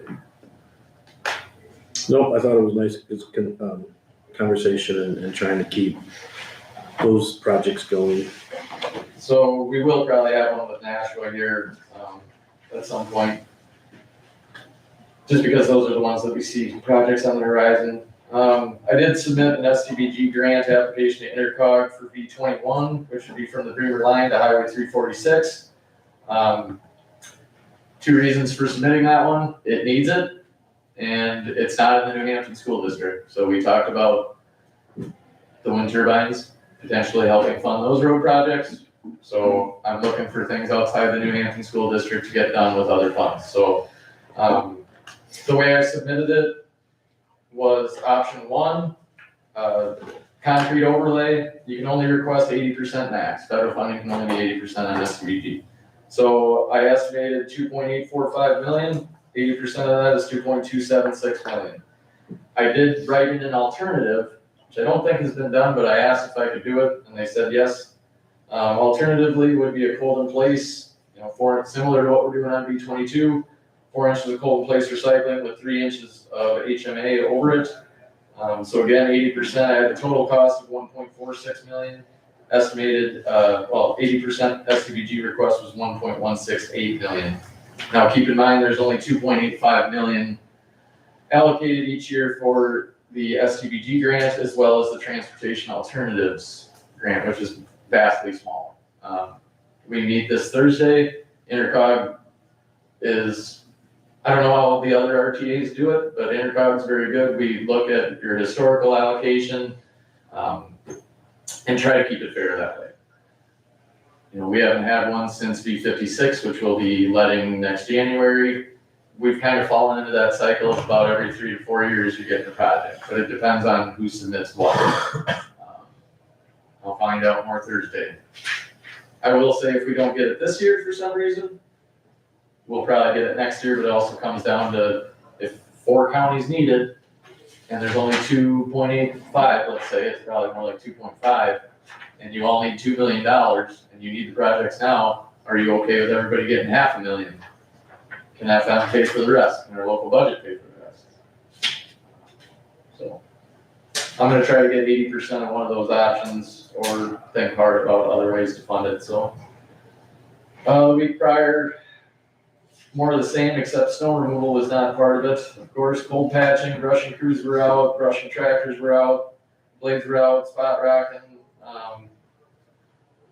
Had some salt deliveries, culvert deliveries.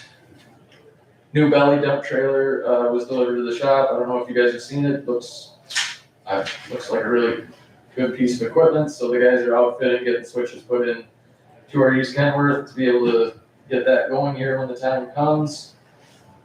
It's a lot more design and development work. I think I mentioned a lot of this stuff in prior meetings. Bridge 2000, Vanderbilt tentatively for mid-May, still waiting on Pre-con for Bridge 1300 on 190th, tentatively scheduled that pre-con for May. Also have not heard who their project manager is yet from Matthew.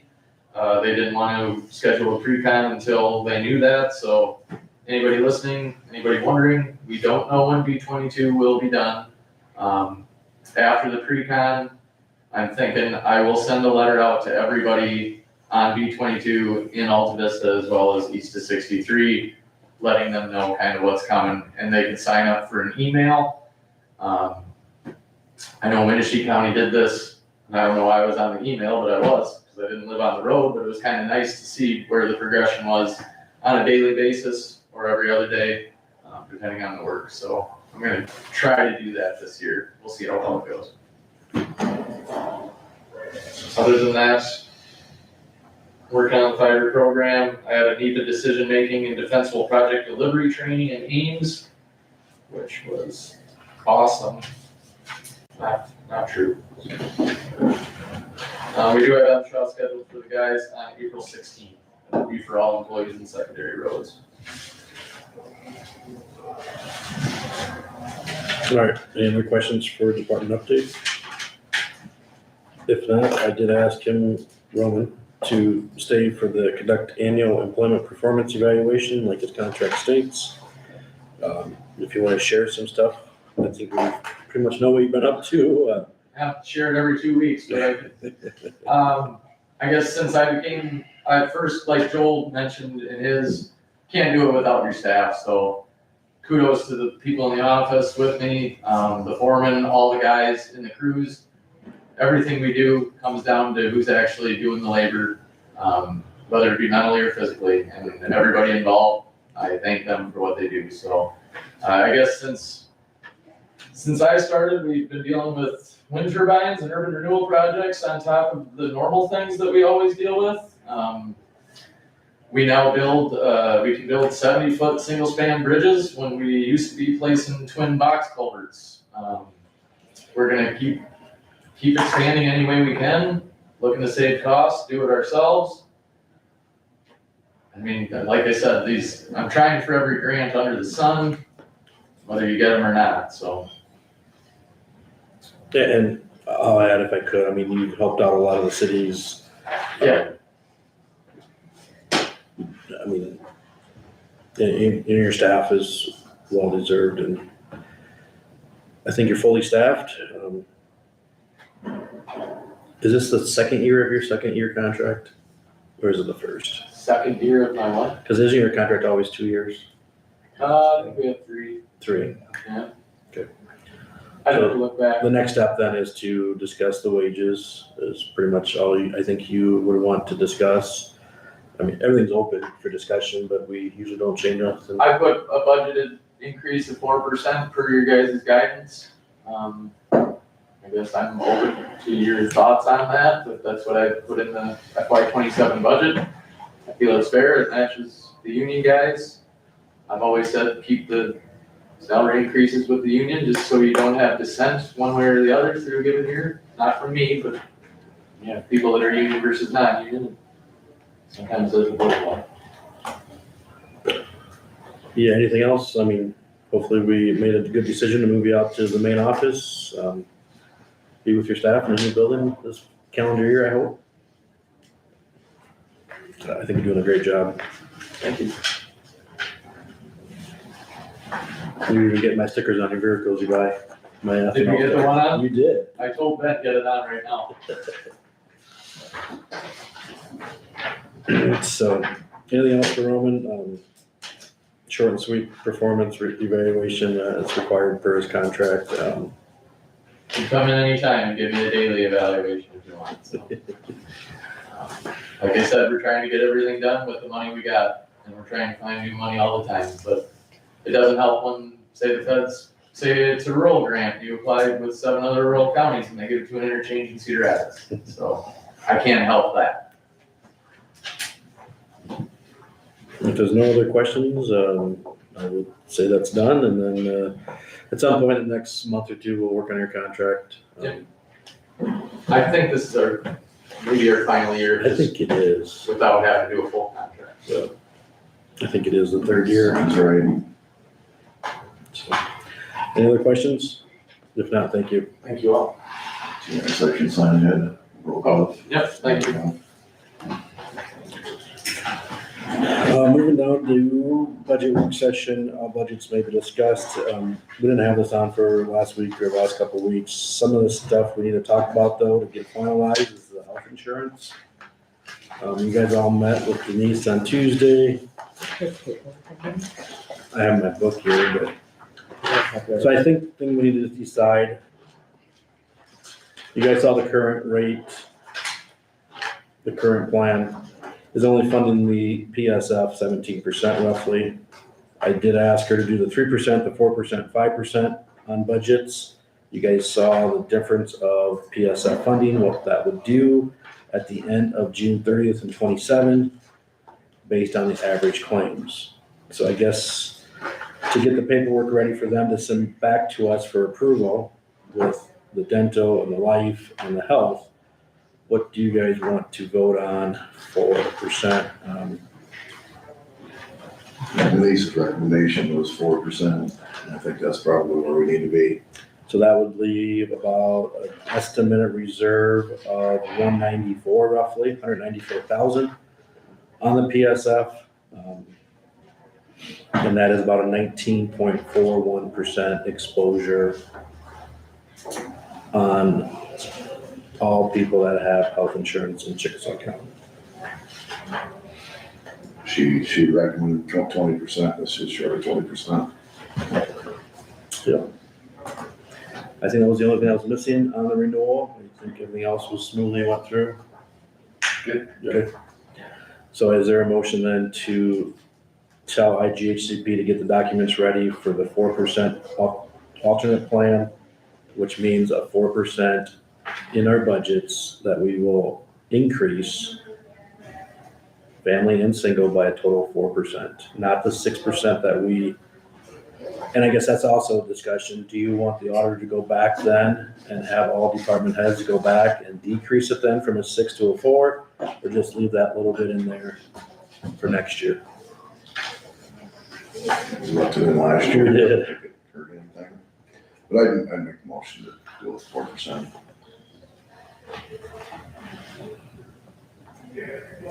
Is there a second? Second. Motion by Steve, second by Travis to budget for a 4%, budget for the 6, sign up with IGHCP in documentation of 4% increase to family and single. So it sounds like we're gonna leave the 6% like it was figured in the budgets, but we're gonna take the renewal at a 4% increase. How hard would it be, Sheila, to just drop 2% off? Well, every budget will be attacked, and actually they do it, and they should just send me their numbers, and then I just re-enter them. So I don't know, it is what it is. What would you like? If you want it done, we can. Well, I'm just thinking then we know what's there, you know? Because what How is much the are they total? gonna affect? Yeah, I was gonna say, so the total, you got some people taking family though, so I think it's like 1.3 million.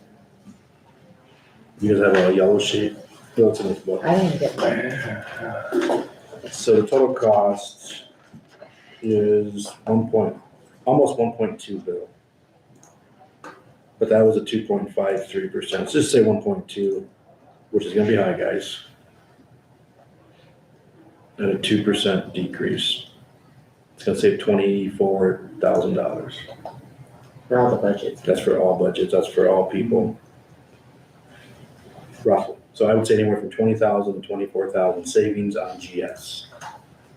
So Roman's already submitted his budget to DOT, hasn't he? So he'd have to, He would probably leave it in there. if he leaves it in there, then Yeah. I think it's easier just to leave it. In my opinion. And then sometimes remember they always pay ahead in June.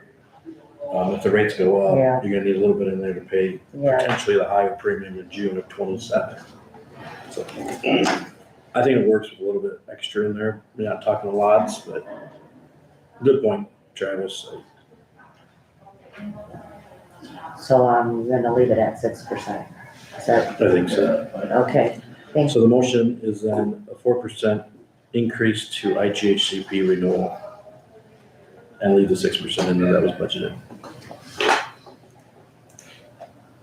If there's no other discussion, all in favor say aye.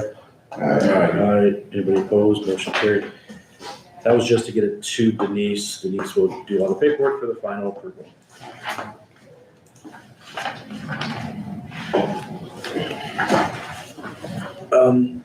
The next topics are just for discussion. If there's action, so be it. Discuss the number of deputy officers of elected officials. It has been talked about for many years. It's just, I started hearing that people were talking and I just wanted to be done and brought up in a public meeting. I don't know where anybody stands on this. I can stand where I've been voting on for the past 10 years, that I never support the second deputy in anybody's office. Never have, never will. So asking them today if information you guys heard, we heard it at the last 6 county meeting. Last 6 county meeting that me and Travis attended in Fayette County, it was one of the hot topics at the supervisor discussion of how many they should have, the definition of the Code of Iowa, where we need to go with it, or where we should be at. It's just a title that comes with dollar amount. Do they all do a good job? Yes, they do.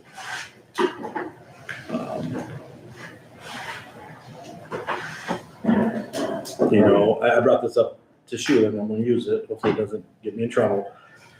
You know, is it these deputies holding back the elected officials from a raise, right? Remember, if you're attached to the deputy status, is there a potential of some of our decision or discussion is then to hold back the 3 elected officials if we know indeed the deputies are attached to it with a percent? And if that's the case, maybe we should just have 1 then per office. Maybe we should have none per office. I'm just throwing that out there. What do you guys want to see, if there's anything that you guys want to discuss today about the number of deputies? It's not about the individual, remember that. It's about the financial obligation of the Iowa law that attaches elected official with deputy. Usually their job description doesn't change. Usually it's just a title that comes with dollars, in my opinion. I would agree with you, only 1 is needed per department. I don't see the need for 2. So I'm not gonna have, I mean, last week when I was down there, that got brought up at the end. And a lot of it stems from budget wise. Their budgets are tight for counties. And that's why they are going with the assistants and clerks. I did talk to a county when I was at the IGHCP one, the health insurance one, and I told you this, Sheila. They do not have an elections deputy. The reason being is they feel that when it comes time to do elections, you guys are all in. Right. I guess that's. But elections is just not on one day though either. Well, It's a process. It's like getting ready for a wedding or a baby, you know what I mean? You start way in advance, but just to clarify that. But I agree with you guys. So I did visit with the county attorney Friday. I'm gonna throw him into this hot ring of fire. The code only defines a deputy and then a clerk. Does it define an associate or an assistant? I mean, I think it's really deputy and clerks, right? Correct. The delineation is we've had this discussion many times before, as you indicated at the start of this. The deputy is your guys' discretion, so you guys decide whether someone has 0 deputies, 1 deputies, or 5 deputies. That's entirely up to you guys. Elected officials have no say, other than a recommendation as to how many deputies they get. If in fact someone is a deputy, however, you guys determine that, then you guys lose the say in what the rate of pay is for the deputy. The elected official then determines what the rate of pay is based upon the limitations of the statute. The reverse is true as well. So if you say, hey, there's going to be no more deputies than any of the elected officials, or you eliminate a deputy position in the one office that does have 2, that's what we're talking about right now, then that person becomes a clerk. So then the auditor, the elected official, for example, in that office would then lose the authority to set the wage for that person. That person's position is then set by the board of supervisors. Same as if, for instance, you said, hey, we're not gonna have a deputy in Shirley's office or Matt's office anymore. Then those persons move from a deputy to a clerk. I think their job description is the exact same. To my knowledge, these guys may disagree with me, and they're free to express that opinion.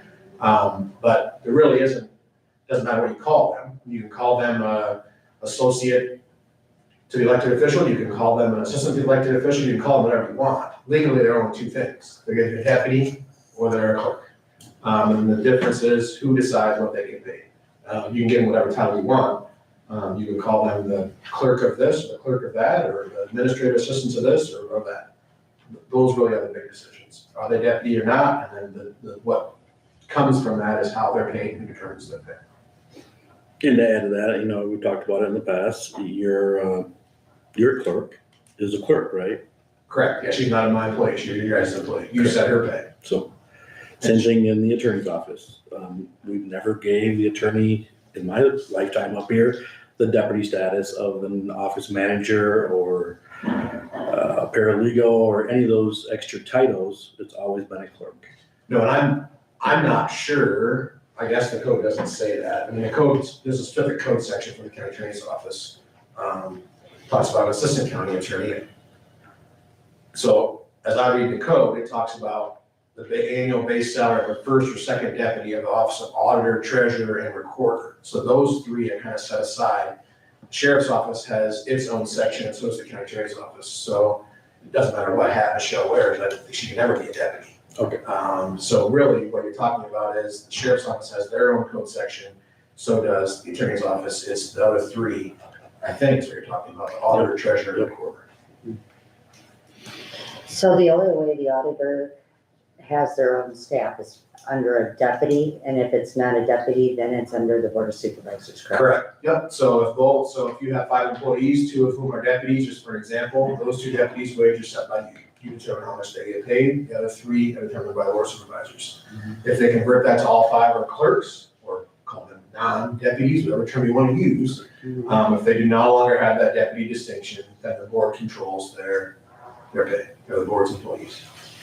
And as far as titles, You can call them whatever you want to call them. They're not a who deputy. decides though on that, I think ultimately it's their decision. I to mean, call correct. I mean, if they want to call them special assistant, I mean, you can pick whatever term you want to use, is what I'm getting at. The terminology does not matter. It's Well- binary. They're either a deputy or they're not a deputy. It doesn't matter what you call them. It's binary.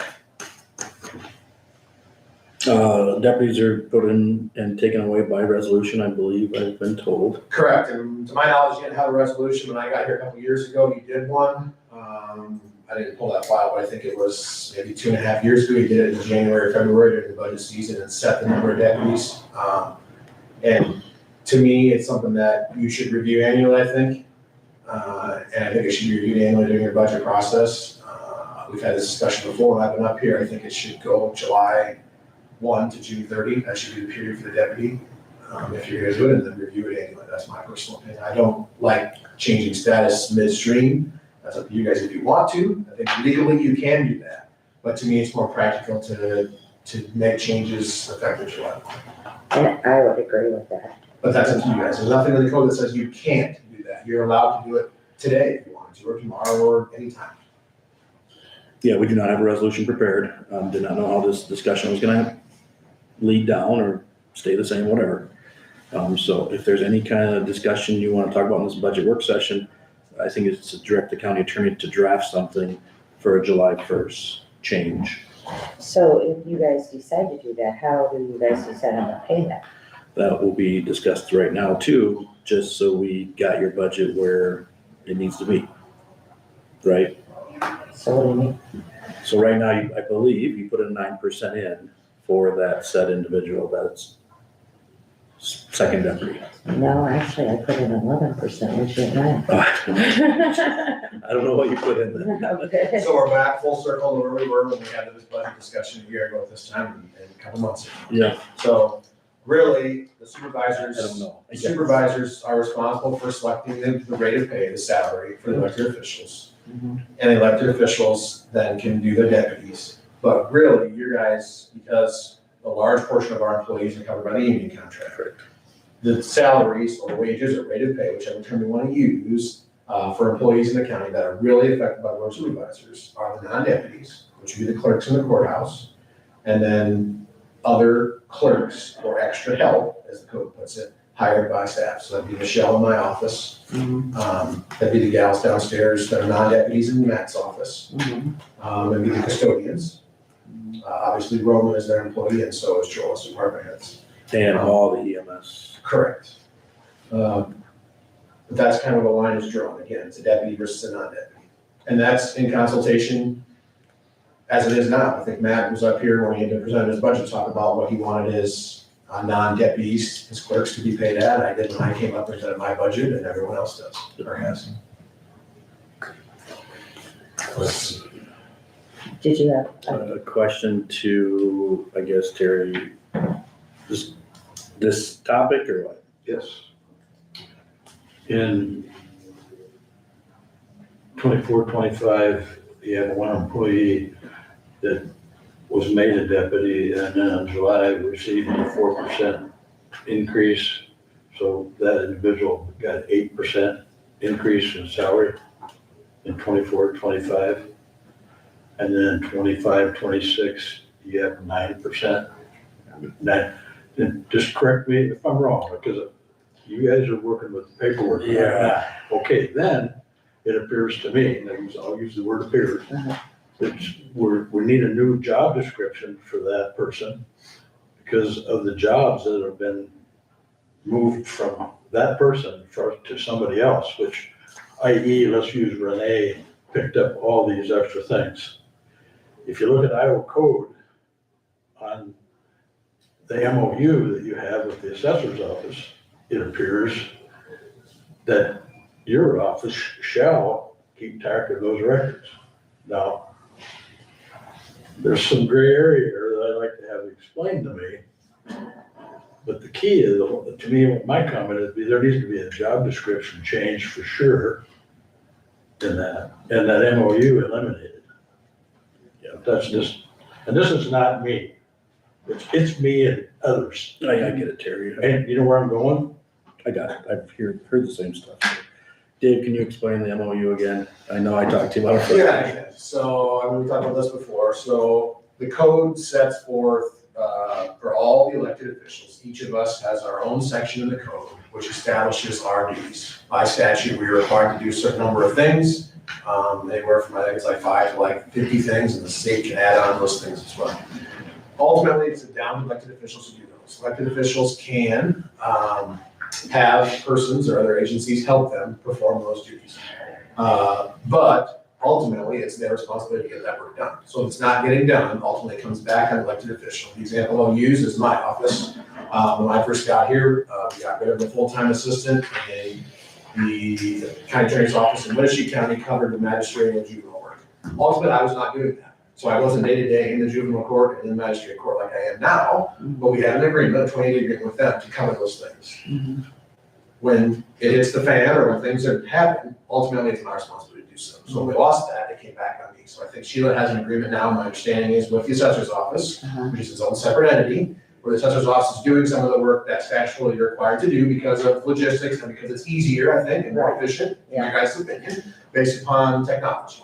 But ultimately, it is your responsibility. So if in fact a new assessor came and Ray resigned tomorrow, we got a new person, the new assessor says we're not doing that anymore, it would fall back on your office to have to do those things. And if there's mistakes, they do fall back on your office, all those things. But you are allowed to have interagency agreements to help perform some of your tasks. Is that? Yep. Help us where we're at? I think we're all good with that. I think we're fine with that also. I'd have to go back to records and see where you came up with those 4%. I don't remember that, unless somebody else does. I don't. Our, last year's budget, she went from 65 to 70%. Oh, then they got the cost of living too. Okay. So yeah, I don't know what percent that would have been. Just my comment, am I correct in my analysis, or is that a little rough? Probably is. I think if that's, if we're talking about the second deputy of that office, yes. If, what'd you say, 65 to 70%? Right. Right, plus the cost of living was built in there, so it would have been a larger than perceived number, yes. Right. Well, if you look back at the other employees, that employee got more money than any of the other ones in the courthouse. Right. But she has the right to do that. I'm not fighting that one, I'm just making a I point. get it, I get it. When you're making this decision of what you're gonna do, whether you're gonna eliminate deputies, then example was an example. No, I got it, thank you, yep. So the hand is in our hands, the court, I guess, if you guys want to move, I would strongly make this, if it happens, July 1st, not today. Gives time for Dave to get a resolution prepared. To me, I'll just go back to, it's a title, I never supported the second deputy in any office, never will. Don't know if some of your guys' opinions changed. My worry is the law allows, if you give them the deputy status, they could go up to that 80, 85%. All three of them could do that if it's in their budget. Well, what's gonna happen when our budget gets tight again? I mean, That may go back to my first comment, does an office need a deputy? well, that's what I'm. I don't know if we're there today. I think they can have one today, but in the future, it might be looking differently. They might have to share staff. They might have to work that 40-hour work week. Those are all things on the table in the future to come if we get restricted on general basic for wages. We're not there yet today, I don't think. I know I've talked to Sheila many times about this, where do we put that clerk, right? If we take that status away, that quote title, what is this board okay with? I don't like pay cuts. I don't think pay cut is an option in my book on this because of, you better take duties away then. That's just where I stand. I don't know where you guys stand. If you think this resolution will come with a pay decrease, you better start taking some duties away then if you're gonna decrease somebody's wages, is what I know. Unless you guys have different opinions, I don't know. Now, as far as for the deputies, I inherited the second deputy. I didn't ask for the second deputy. And in speaking with the second deputy, it doesn't matter to her if she's a deputy or not. She enjoys doing the work. She's good at it, but she has a lot of responsibility with elections, we have, expanded early voting and absentee processing. We got voter list maintenance requirements, cybersecurity requirements, public records and transparency. I mean, we got a lot of stuff, plus she took it upon herself to start doing the claims and that. And whenever I've seen this board work before, you guys are good about giving a raise before the fact. Like I seen you open up a contract for a young lady that started taking on the civil service. And I've seen you guys give raises when someone else hires a person at her wage and feels guilty.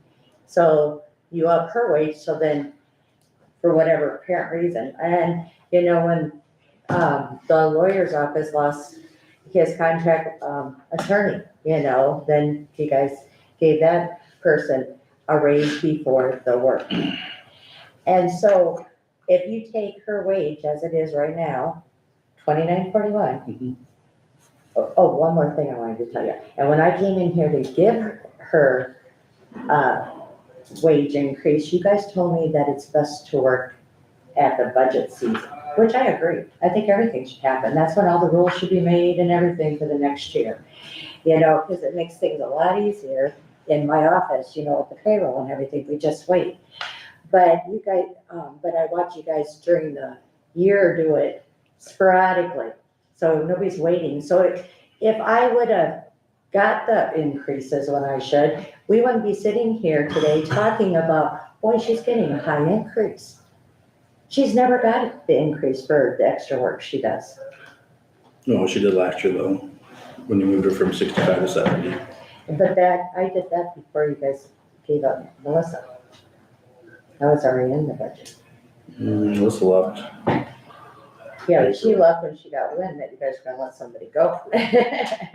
So how much time does she spend on elections? 6 months? Or less?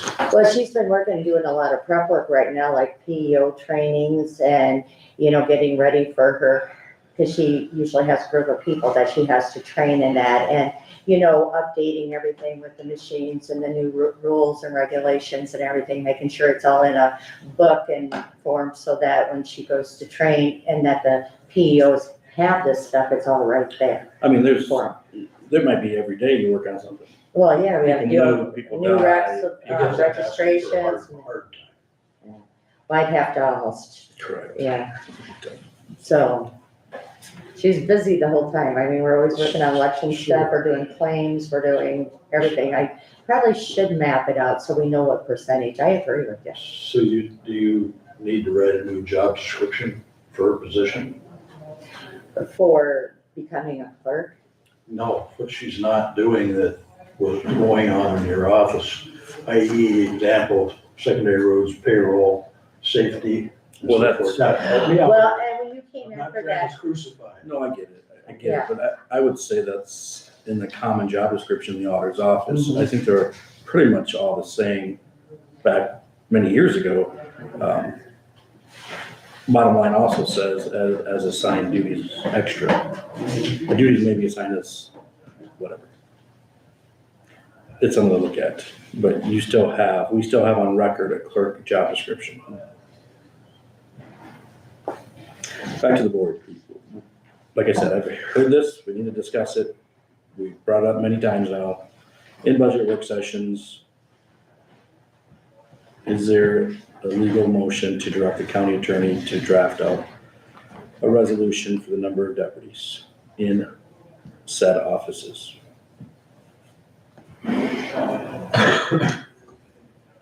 So, can I just ask a question before you, Yes. what's her current percentage right now, Sheila? it's 70. And what are you proposing to take her to? I was gonna take her to 75, which would be a $3.36 increase, which dollar-wise or 11%. Plus $4 or the 4%. No, that's all in figured in. That 11% comes as that, because it's 5%, she'd go from 70 to 75 plus the bump that all elected officials get. So is that the issue, and is the issue the pay, or is the issue the deputy? I mean, because, I'm trying to understand that, because if we get rid of the deputy, we're still at the same point. I mean, if the comment is we're getting rid of the deputy because you're upset that she was taking her that high, you're gonna be right back in the same boat when you get rid of it, and you guys just turn it away, you said it instead of Sheila. See, to me, they go both together. What did you gonna say, Scott? Well, I agree with Isaac that if we're gonna have only one deputy in all the offices, I think that we should have it up here too. I just know if you get rid of that deputy status, and Jake, you said, well, and I don't disagree, unless you take away some of the work, probably can't change the wage. So if I was one or two people on the first floor, I would be knocking on this door next Monday. If I don't know what the answer is, but I don't know where you sit with the wage. I guess my comment is, that person got 8% raise last year and gonna be 9%. I get to what you're talking about, 11%. But who else in the courthouse got that that has a second deputy. And my Just question, talk to me.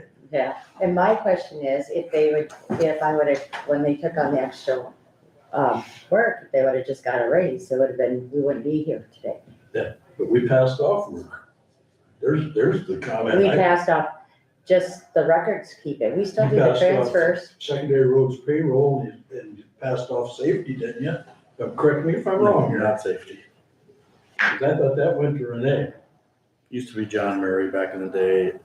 We've changed so often with safety. That's why I'm confused. But we picked up a lot of duties too, so, still have more I think employees. the public needs to have it explained to them because they're hot. So, Go back to Scott's comment, I guess, where would you then sit on that? If this happens, that clerk in the auditor's office, what would the wage look like? As I say, I don't know what the right answer there is. I mean, I agree with you. I don't know unless you take away work. I don't know how you're gonna take away wages. But if you're gonna, based on what the code says, no matter what the title you give, it's still gonna be a clerk. I know if I was one of the two clerks down below, I would be beating door down next Monday for the same wages.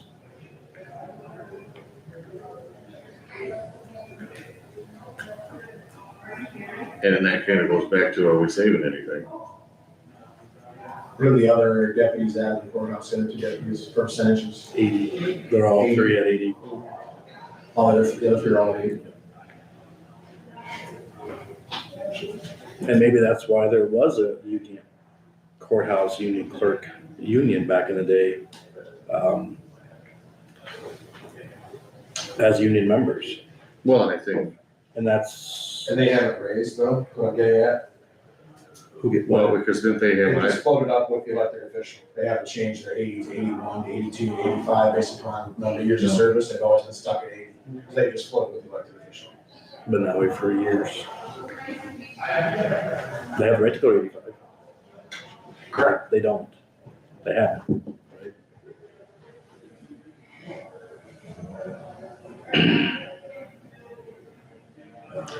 Anything you guys want us to do or visit with Mike Galloway or the attorneys are telling us we control the number of deputies in elected offices. It poses the issue of what that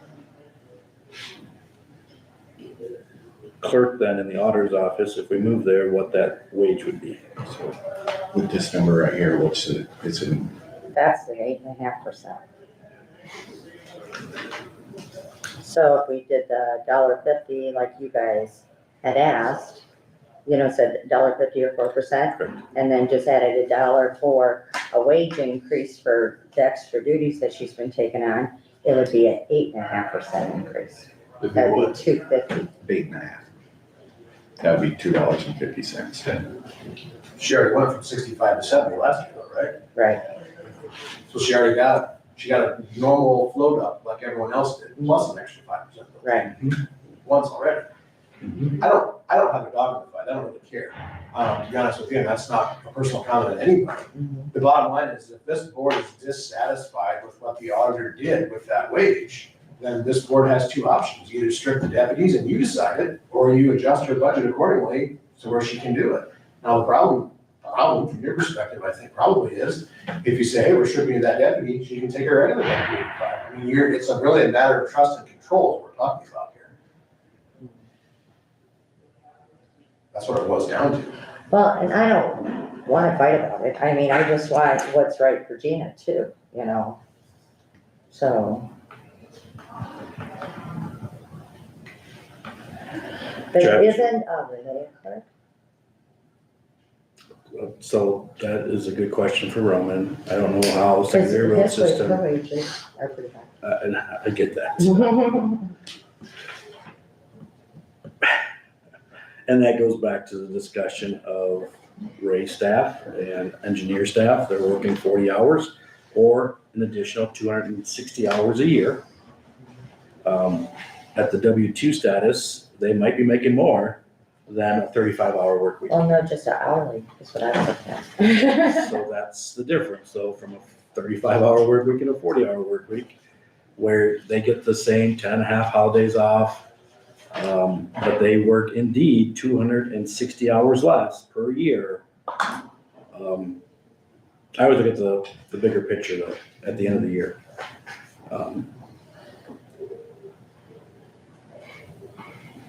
Because Ray, you're standing there, I'm gonna ask you, I guess, so your staff, whatever their title is, they're a 40-hour work week. Yep. And they're making less per hour, but maybe at the end of the year, more per dollar take home because they're working additionally 260 hours more a year. So they're putting in the time. No, what I You know, was, I've got one deputy. Yep. And by law, I have to designate him as a chief deputy. Correct. Otherwise, if I was to leave, he could not take over as the assessor interim until the assessor is appointed. I have to actually name him as a chief deputy, whether I have 1 or 5, I have to name that individual as a chief deputy. no, I was talking about the hourly rate. So I wasn't talking about the 60 hours. No, what I'm getting at though is those hourly rates, I think, are adjusted per the 40-hour compared to 35-hour. Because if you made the deputies work a 40-hour work week in Shirley, yours, and Matt's office, that rate per hour goes down. If it's attached to your salaries. The rate's high now because it's figured at 35 hours, not the 40 hours. I don't think we're talking about the same thing. So that's the hourly rate. Hers is 20. And I get that. He's basing that number off 35 hours. That's what he's. And Renee's based off of 40 hours. Right. So what do you guys want to do? Steve, you got anything? You haven't said nothing yet. No, it's a tough call. Decided yet. I mean, there's a lot of questions. Just, when did it go from 40 hours down to 35? It's been 35 for a long time. And if you ask Mike Galloway, it seems like some counties now are moving back to the 40. Because the benefit package is almost the same for a 35 compared to a 40. I'm talking vacation and holidays are the same at a 35 or 40. They still get the same amount of days off on holiday compared to a 35 and 40. Health insurance is the same. My other thoughts are too, like I said, is that the other offices, we have 1 deputy and we got 2 up here that really favor the other elected officials. Because I'm sure they're gonna say their people work just as hard. So I get that, but then how do you justify the clerk wage then? Yeah, which Dave's clerk is getting paid differently than the clerks downstairs, so I guess you don't all have to make exactly the same.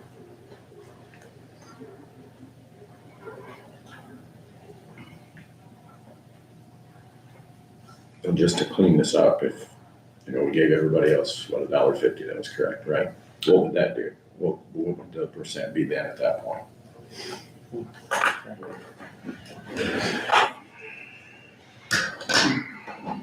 So currently she's at 29.41 plus $1.50. I guess I can use my phone calculator. Which is that 70% of Sheila's then? Right now, she is. Yes. But if I do, So it'd be so if we just 39. add a $1.50 and divide it by the 29, let's see. Oops.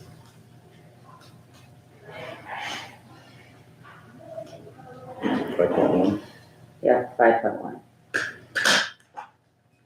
But the way I take it is, as long as she's left to deputy, we can suggest to you what we think the rate should be, but we really have nothing to say about it. So whatever you decide, you can do. 100%. And that's the first deputy too, up to 85 max. Right. Yeah, and the question is 2 years in a row, pretty big wage increases over what the rest of the employees are making. Exactly.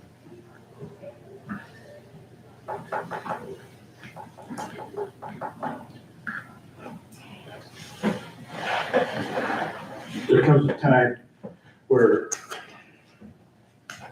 these comment has been made that, if we don't do this, they're gonna quit.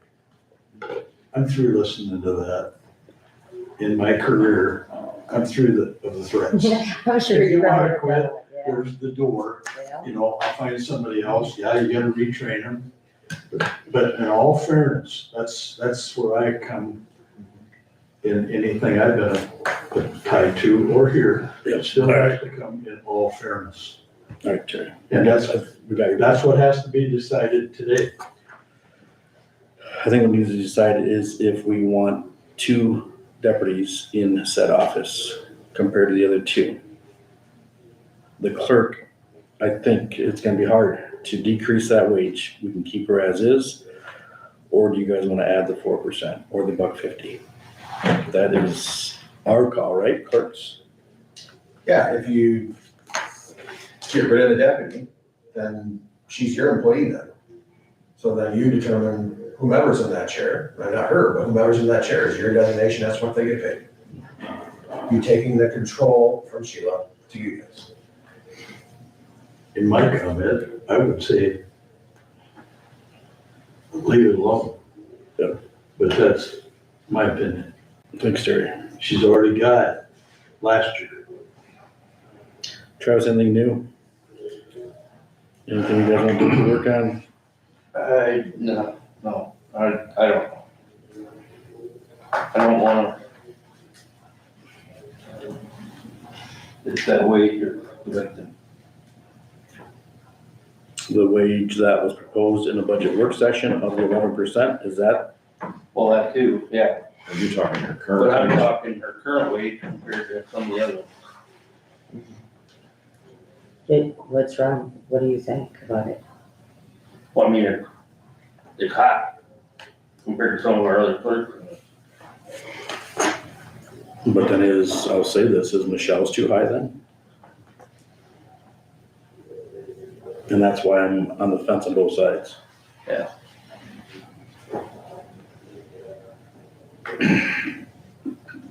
Has anybody said her salary needs to go down? Or are you willing to leave it to where it is and then take away the deputy? That's up to her, what she points to, what she wants her to do. That's up to her. Correct? Not the wage of the clerk though. Right, Dave? Right, you're the clerk. Correct, if they're a clerk. And each elected officer can defend and promote or quote, fight for that clerk wage. Dave done it. Is Matt gonna be next? Potentially. He has 3 clerks. But ultimately, it's not our decision, though, correct? We're fighting with you, just like we're fighting with you for ourselves on our own wages. So, I mean, it's, back to where we started, it's a matter of control and trust. If you don't, it sounds like you don't trust that Sheila set it at an appropriate level. That's what it sounds like to me. So if you don't think she set it at an appropriate level, then your remedies are either A, you strip the second deputy away and then you have control, or you trim her budget and she still controls it. You just make it fiscally imprudent for her to do so. I mean, if that's what we're down to is trust and control, unless you're doing a comprehensive review, unless you're thinking of going to 40 hours. I mean, I've heard that discussed many times. I'm sitting up here too. I mean, if you're gonna redo all this, now's the time to do it. So we don't have to have this discussion again come September if the legislature passes something and then we're back looking again next spring at cutting people or cutting hours. I've heard that discussion. I have no dog in this fight. I mean, if you're coming for 40 hours, I've expressed all this to you individually that I don't need a clerk for 40 hours in my office. So and she doesn't want to work more than 35 hours. So it would be a waste of taxpayer money in my office to say, we're just gonna give her 40 hours, just for the sake of giving her 40 hours. Mhm. I don't know if the other offices have the workload to absorb those extra hours. If that would help alleviate the problem, I have no idea. I can tell you just from my office. Well, I'm gonna state this, I was against the second deputy in the treasurer's office. I'm probably gonna be for to only go with 1 deputy at this time.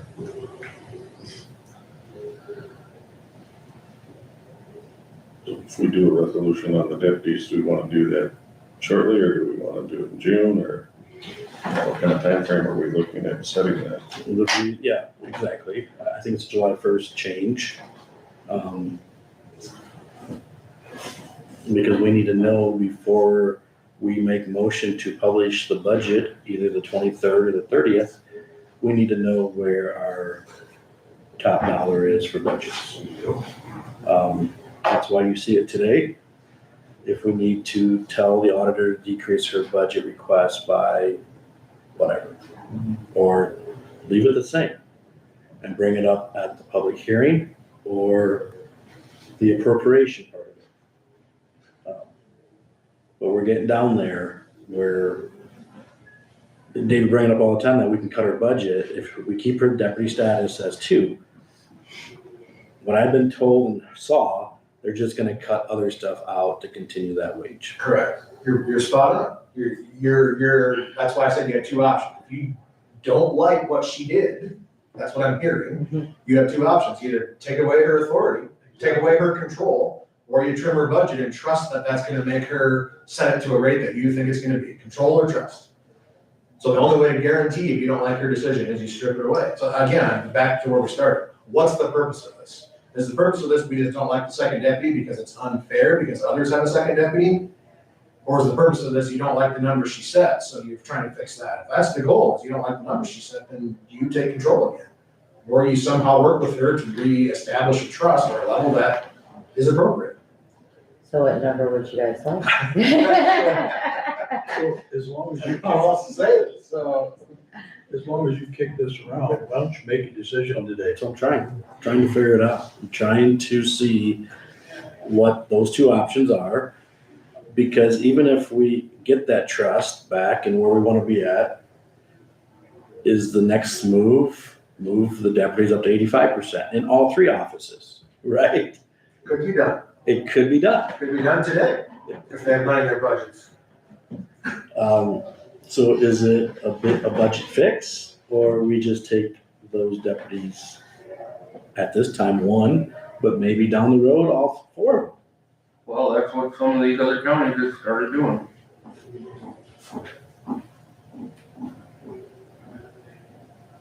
Because of that code over there that says they're attached. Yep. If you want control, that's the only way to do it. And go back to my very first comment, is it also restricting elected officials to go higher if we know their first in command also gets that percent? There could be, right?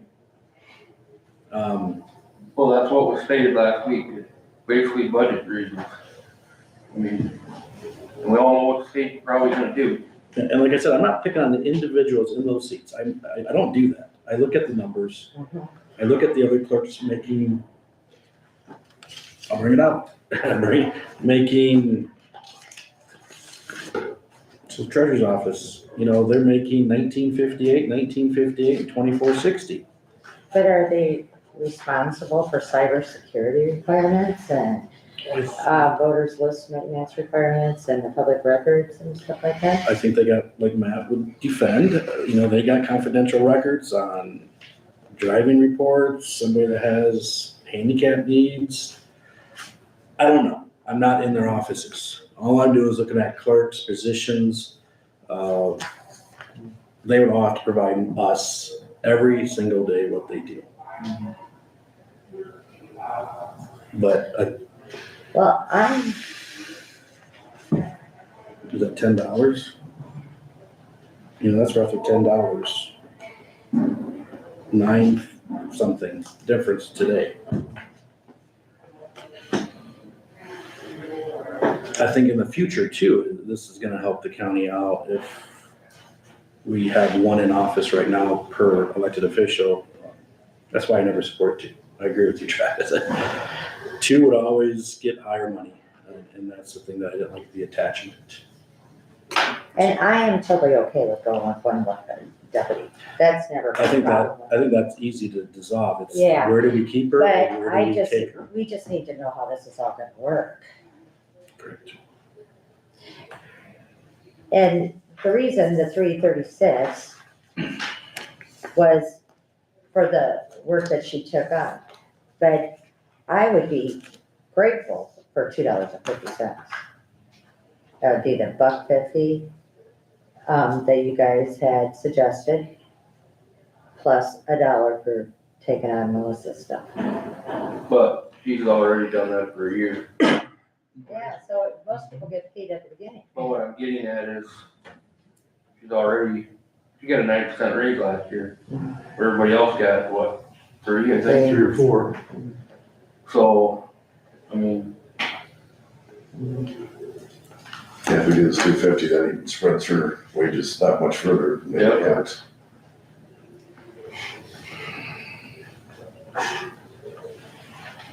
I think we can all believe, what I'm hearing, I guess, is the deputy status down to 1 per office. That's what I'm hearing. Yes. The biggest hiccup is where do you leave that wage, or where do you take that wage? And that, if you guys want Mike to be on the phone call, he can be.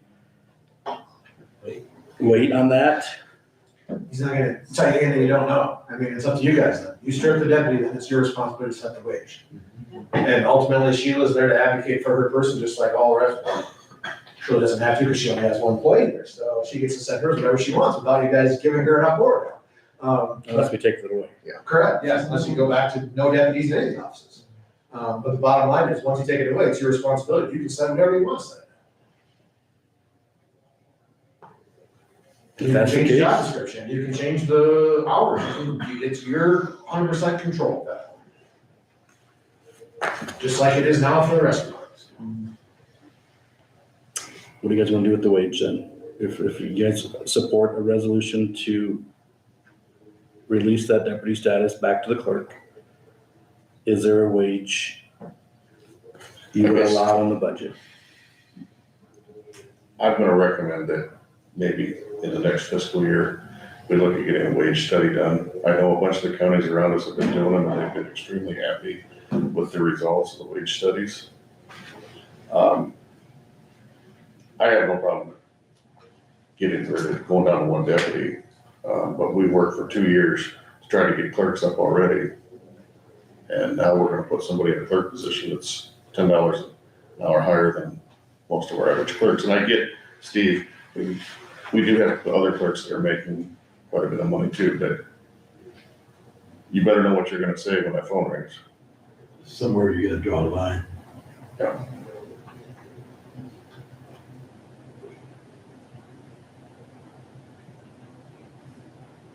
I believe, if Matt's listening, but I believe you put $1.50 in those 3 clerks, not the 4%, because the $1.50 was higher. Yep, they, mostly everyone did. Dave, can you recall what you gave Michelle for fiscal next year?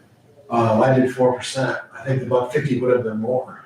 Yeah, it But would've it would have been more, about 50 would have been more for her, but I put 4% in for her. That's what I thought. Yep, I didn't take the full 150. So the attorney's staff is at a 4%, and then Matt treasurer is at the $1.50.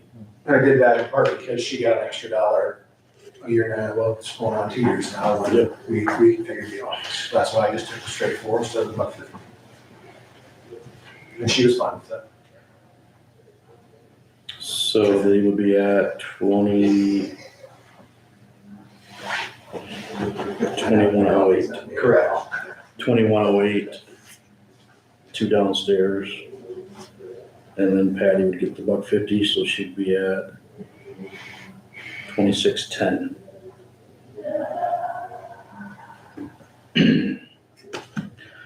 So just talking clerks in general then, or what does Michelle go to? 29. I think she was at 29.99. I was just gonna say. I don't know if that was before the 4% or not, I think that was before. the Well, 4%. her past wage was, She was at 29.99. let's see here, Just so we talk, we have 5 clerks, oh, sorry, she's at Currently 29.99. that's where she's at currently. Mhm. So you said 4%? Correct. 3119.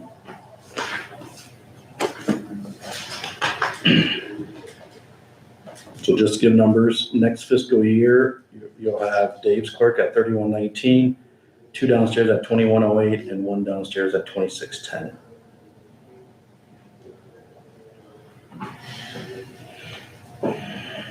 It's all over the board, right?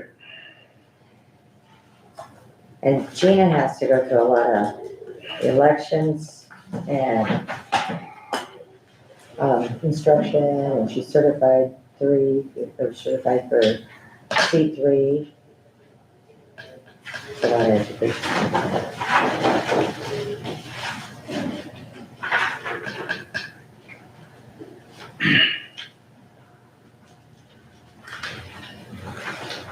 Any other discussion on the clerk's wages? Got you guys 3119 for Dave's clerk, 2108 for 2 in the treasurer, and then the third clerk down there is 2610. So it's only going to include the dollar. Yeah. The what? On his? So would you So say, they want to raise that one higher? No, I was just asking if that was. So that's with the $1.50. I don't think you have to decide today if you want to look at the numbers, if that's the direction you're going, but you need to decide before you get your budgets. Published in the paper. Correct. If you're gonna change them, and that maybe you're opening a can of worms you don't want to open, but maybe you're looking at all your clerks. Well, that's what I just said. question, can you leave her salary the way it is with no 4%? Oh, This time? Easily we could, I think. Freezing her Because she salary. actually got 8% last year. And I see what you're doing, just trying to keep the salaries in line. As the quote title of a clerk, we are anywhere from 2108, 2610, 3119, and 2941. That would be a freeze with current wage. So that's what you recommend. I'm just Or the telling board. numbers. We gotta decide what you're gonna do to vote on, but what's your motion gonna be? I'm hearing a reduction in the deputy status. That's what I heard. I think the issue is what do we set that clerk in the auditor's office at?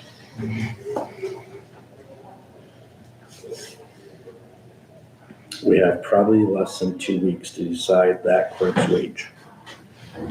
To get it in the budget or to adjust the budget.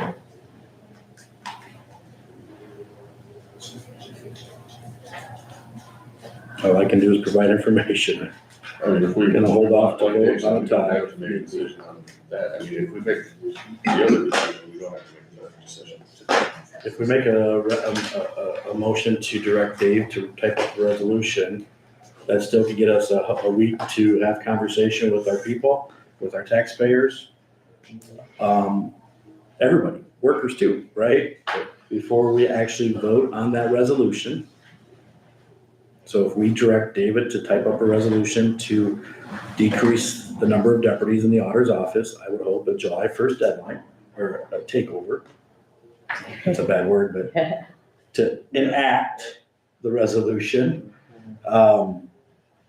We only have about 2 weeks to figure out what's gonna be left in Sheila's budget before we have public hearings and appropriations voted on. So David, would we direct a resolution to reduce one deputy in the auditor's office or to resolution for one deputy in each elected official's It's gonna office? be a new one that says you're gonna have one deputy in each of the following offices: auditor, recorder, treasurer, and sheriff. Effective July 1, 2026. I'd make that motion. Second.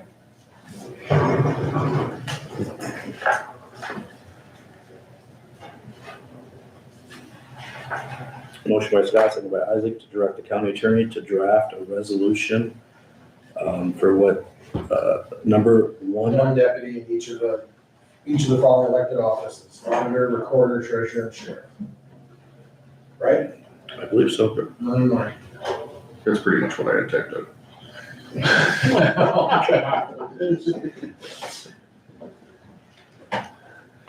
So just so we have clarification, then if that gets voted on in the future, we would then decide and determine the clerk's salaries. Correct. And the deputies would still be free on July 1 to set theirs at whatever they want to set it at, up to 85% of their wage. If it fit within their budget. You guys understand the motion is just to Still have direct, control. So if that's what your goal is, get rid of all their control, this is not solving the ultimate problem, but it's nibbling at it. Exactly. But I don't know what your goal is, so you can discuss it next week, if you want a different resolution, I don't know. To me, you guys have been discussing this for a long time, and it looks like to me you've made up your mind. So you need to act. Yep, it's with Dave typing up the resolution, so us to prepare to look at. I'm just telling you, it ain't gonna go away. I think in the future, if the state does what I think they are going to do, it's gonna be brought up next fiscal year to see if they even get to keep one. And I've heard the same thing Travis has been talking about. We heard at the 6 county meeting. Our neighbor to the west? Yeah. A few years ago. Neighbor to the east has all deputies though. You should talk to their supervisor. I think they wanna get rid of a lot of their status. And we'll see if that's happening in the next couple weeks. Yep. All right. So this is not to vote on the resolution, it's just to direct David to type up something for a future agenda item. Keep in mind, we have to have that discussion then on the clerk clerk per hour rate. Today, in the future, the next discussion, but this is to get something to David to get back to us. If there's nothing else, all in favor say aye. Aye. Aye, anybody opposed, motion is carried. Any more future discussion on the budgets then? I know I had a little bit of a heartburn when the VA commission came up, I think with a 12% roughly pay increase for the VSO. You guys think that's okay yet to move through the budget process, or do we want to set that in there now so we can ask them to decrease their budget? That budget is our budget, and that's wage is our wage also.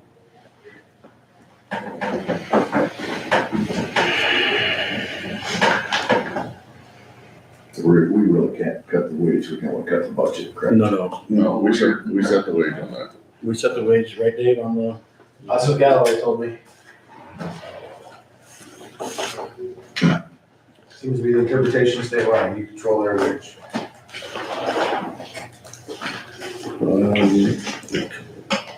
We control the total hours, they control the hours, the commission controls the hours they work, we control the wages. Correct. That's what he told us whenever Friday we had that meeting, a long, long time ago, feels like, that was probably only like 6 weeks. any direction for me to tell the chairperson of that commission to redo their budget, or are you gonna leave it at current rate of $23.15?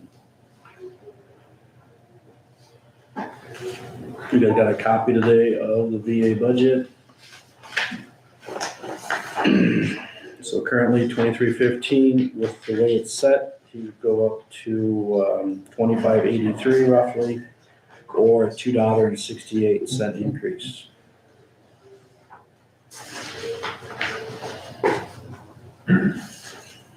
My personal opinion, everybody's getting a 4%, I think we ought to. Majority of the people around here are getting 4% or $1.50. Anybody else feels that same way? I'd be okay with 4 as well.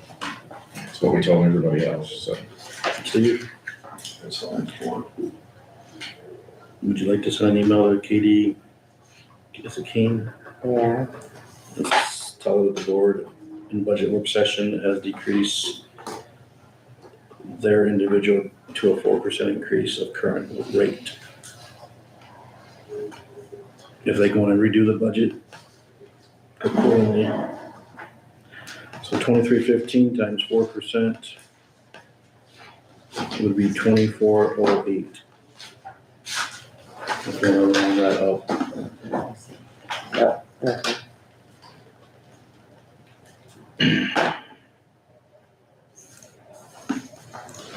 Any other budgets before our max levy hearing next Monday?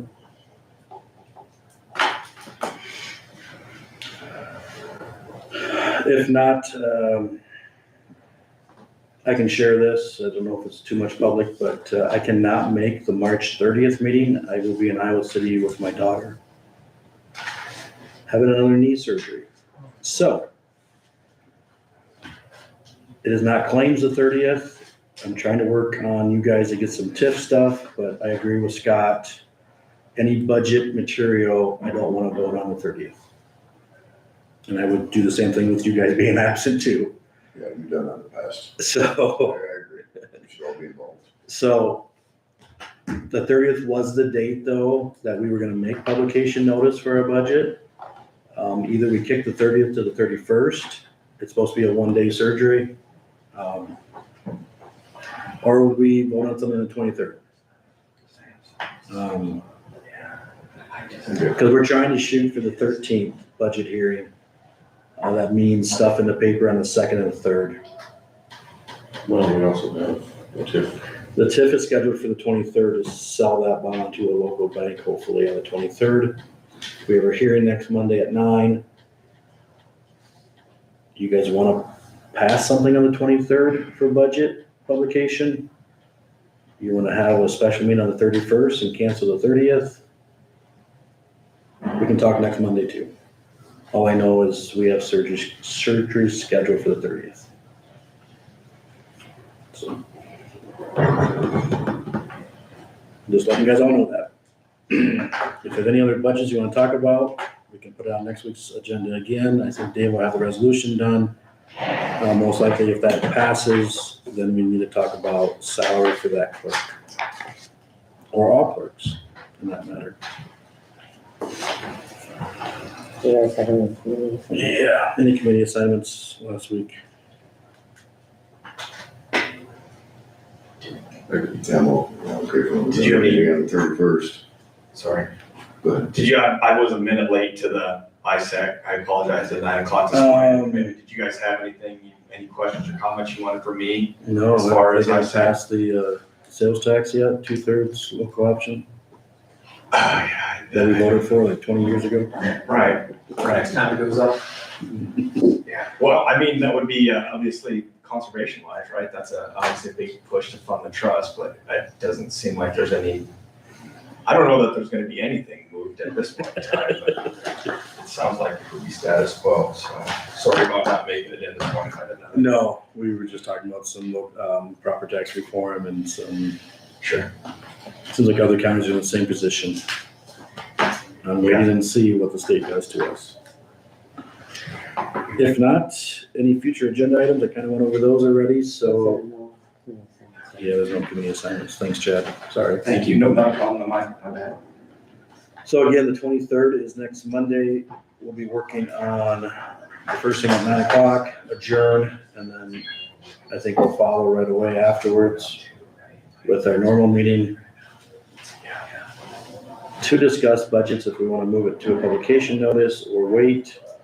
Also, Jason and Travis from our bond and our financial institution is working on locking in a loan. We might have to meet at 1 o'clock like he did last time.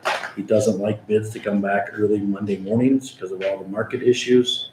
So he'll like to sell it at 12 or 1 on the 23rd is tentatively out there.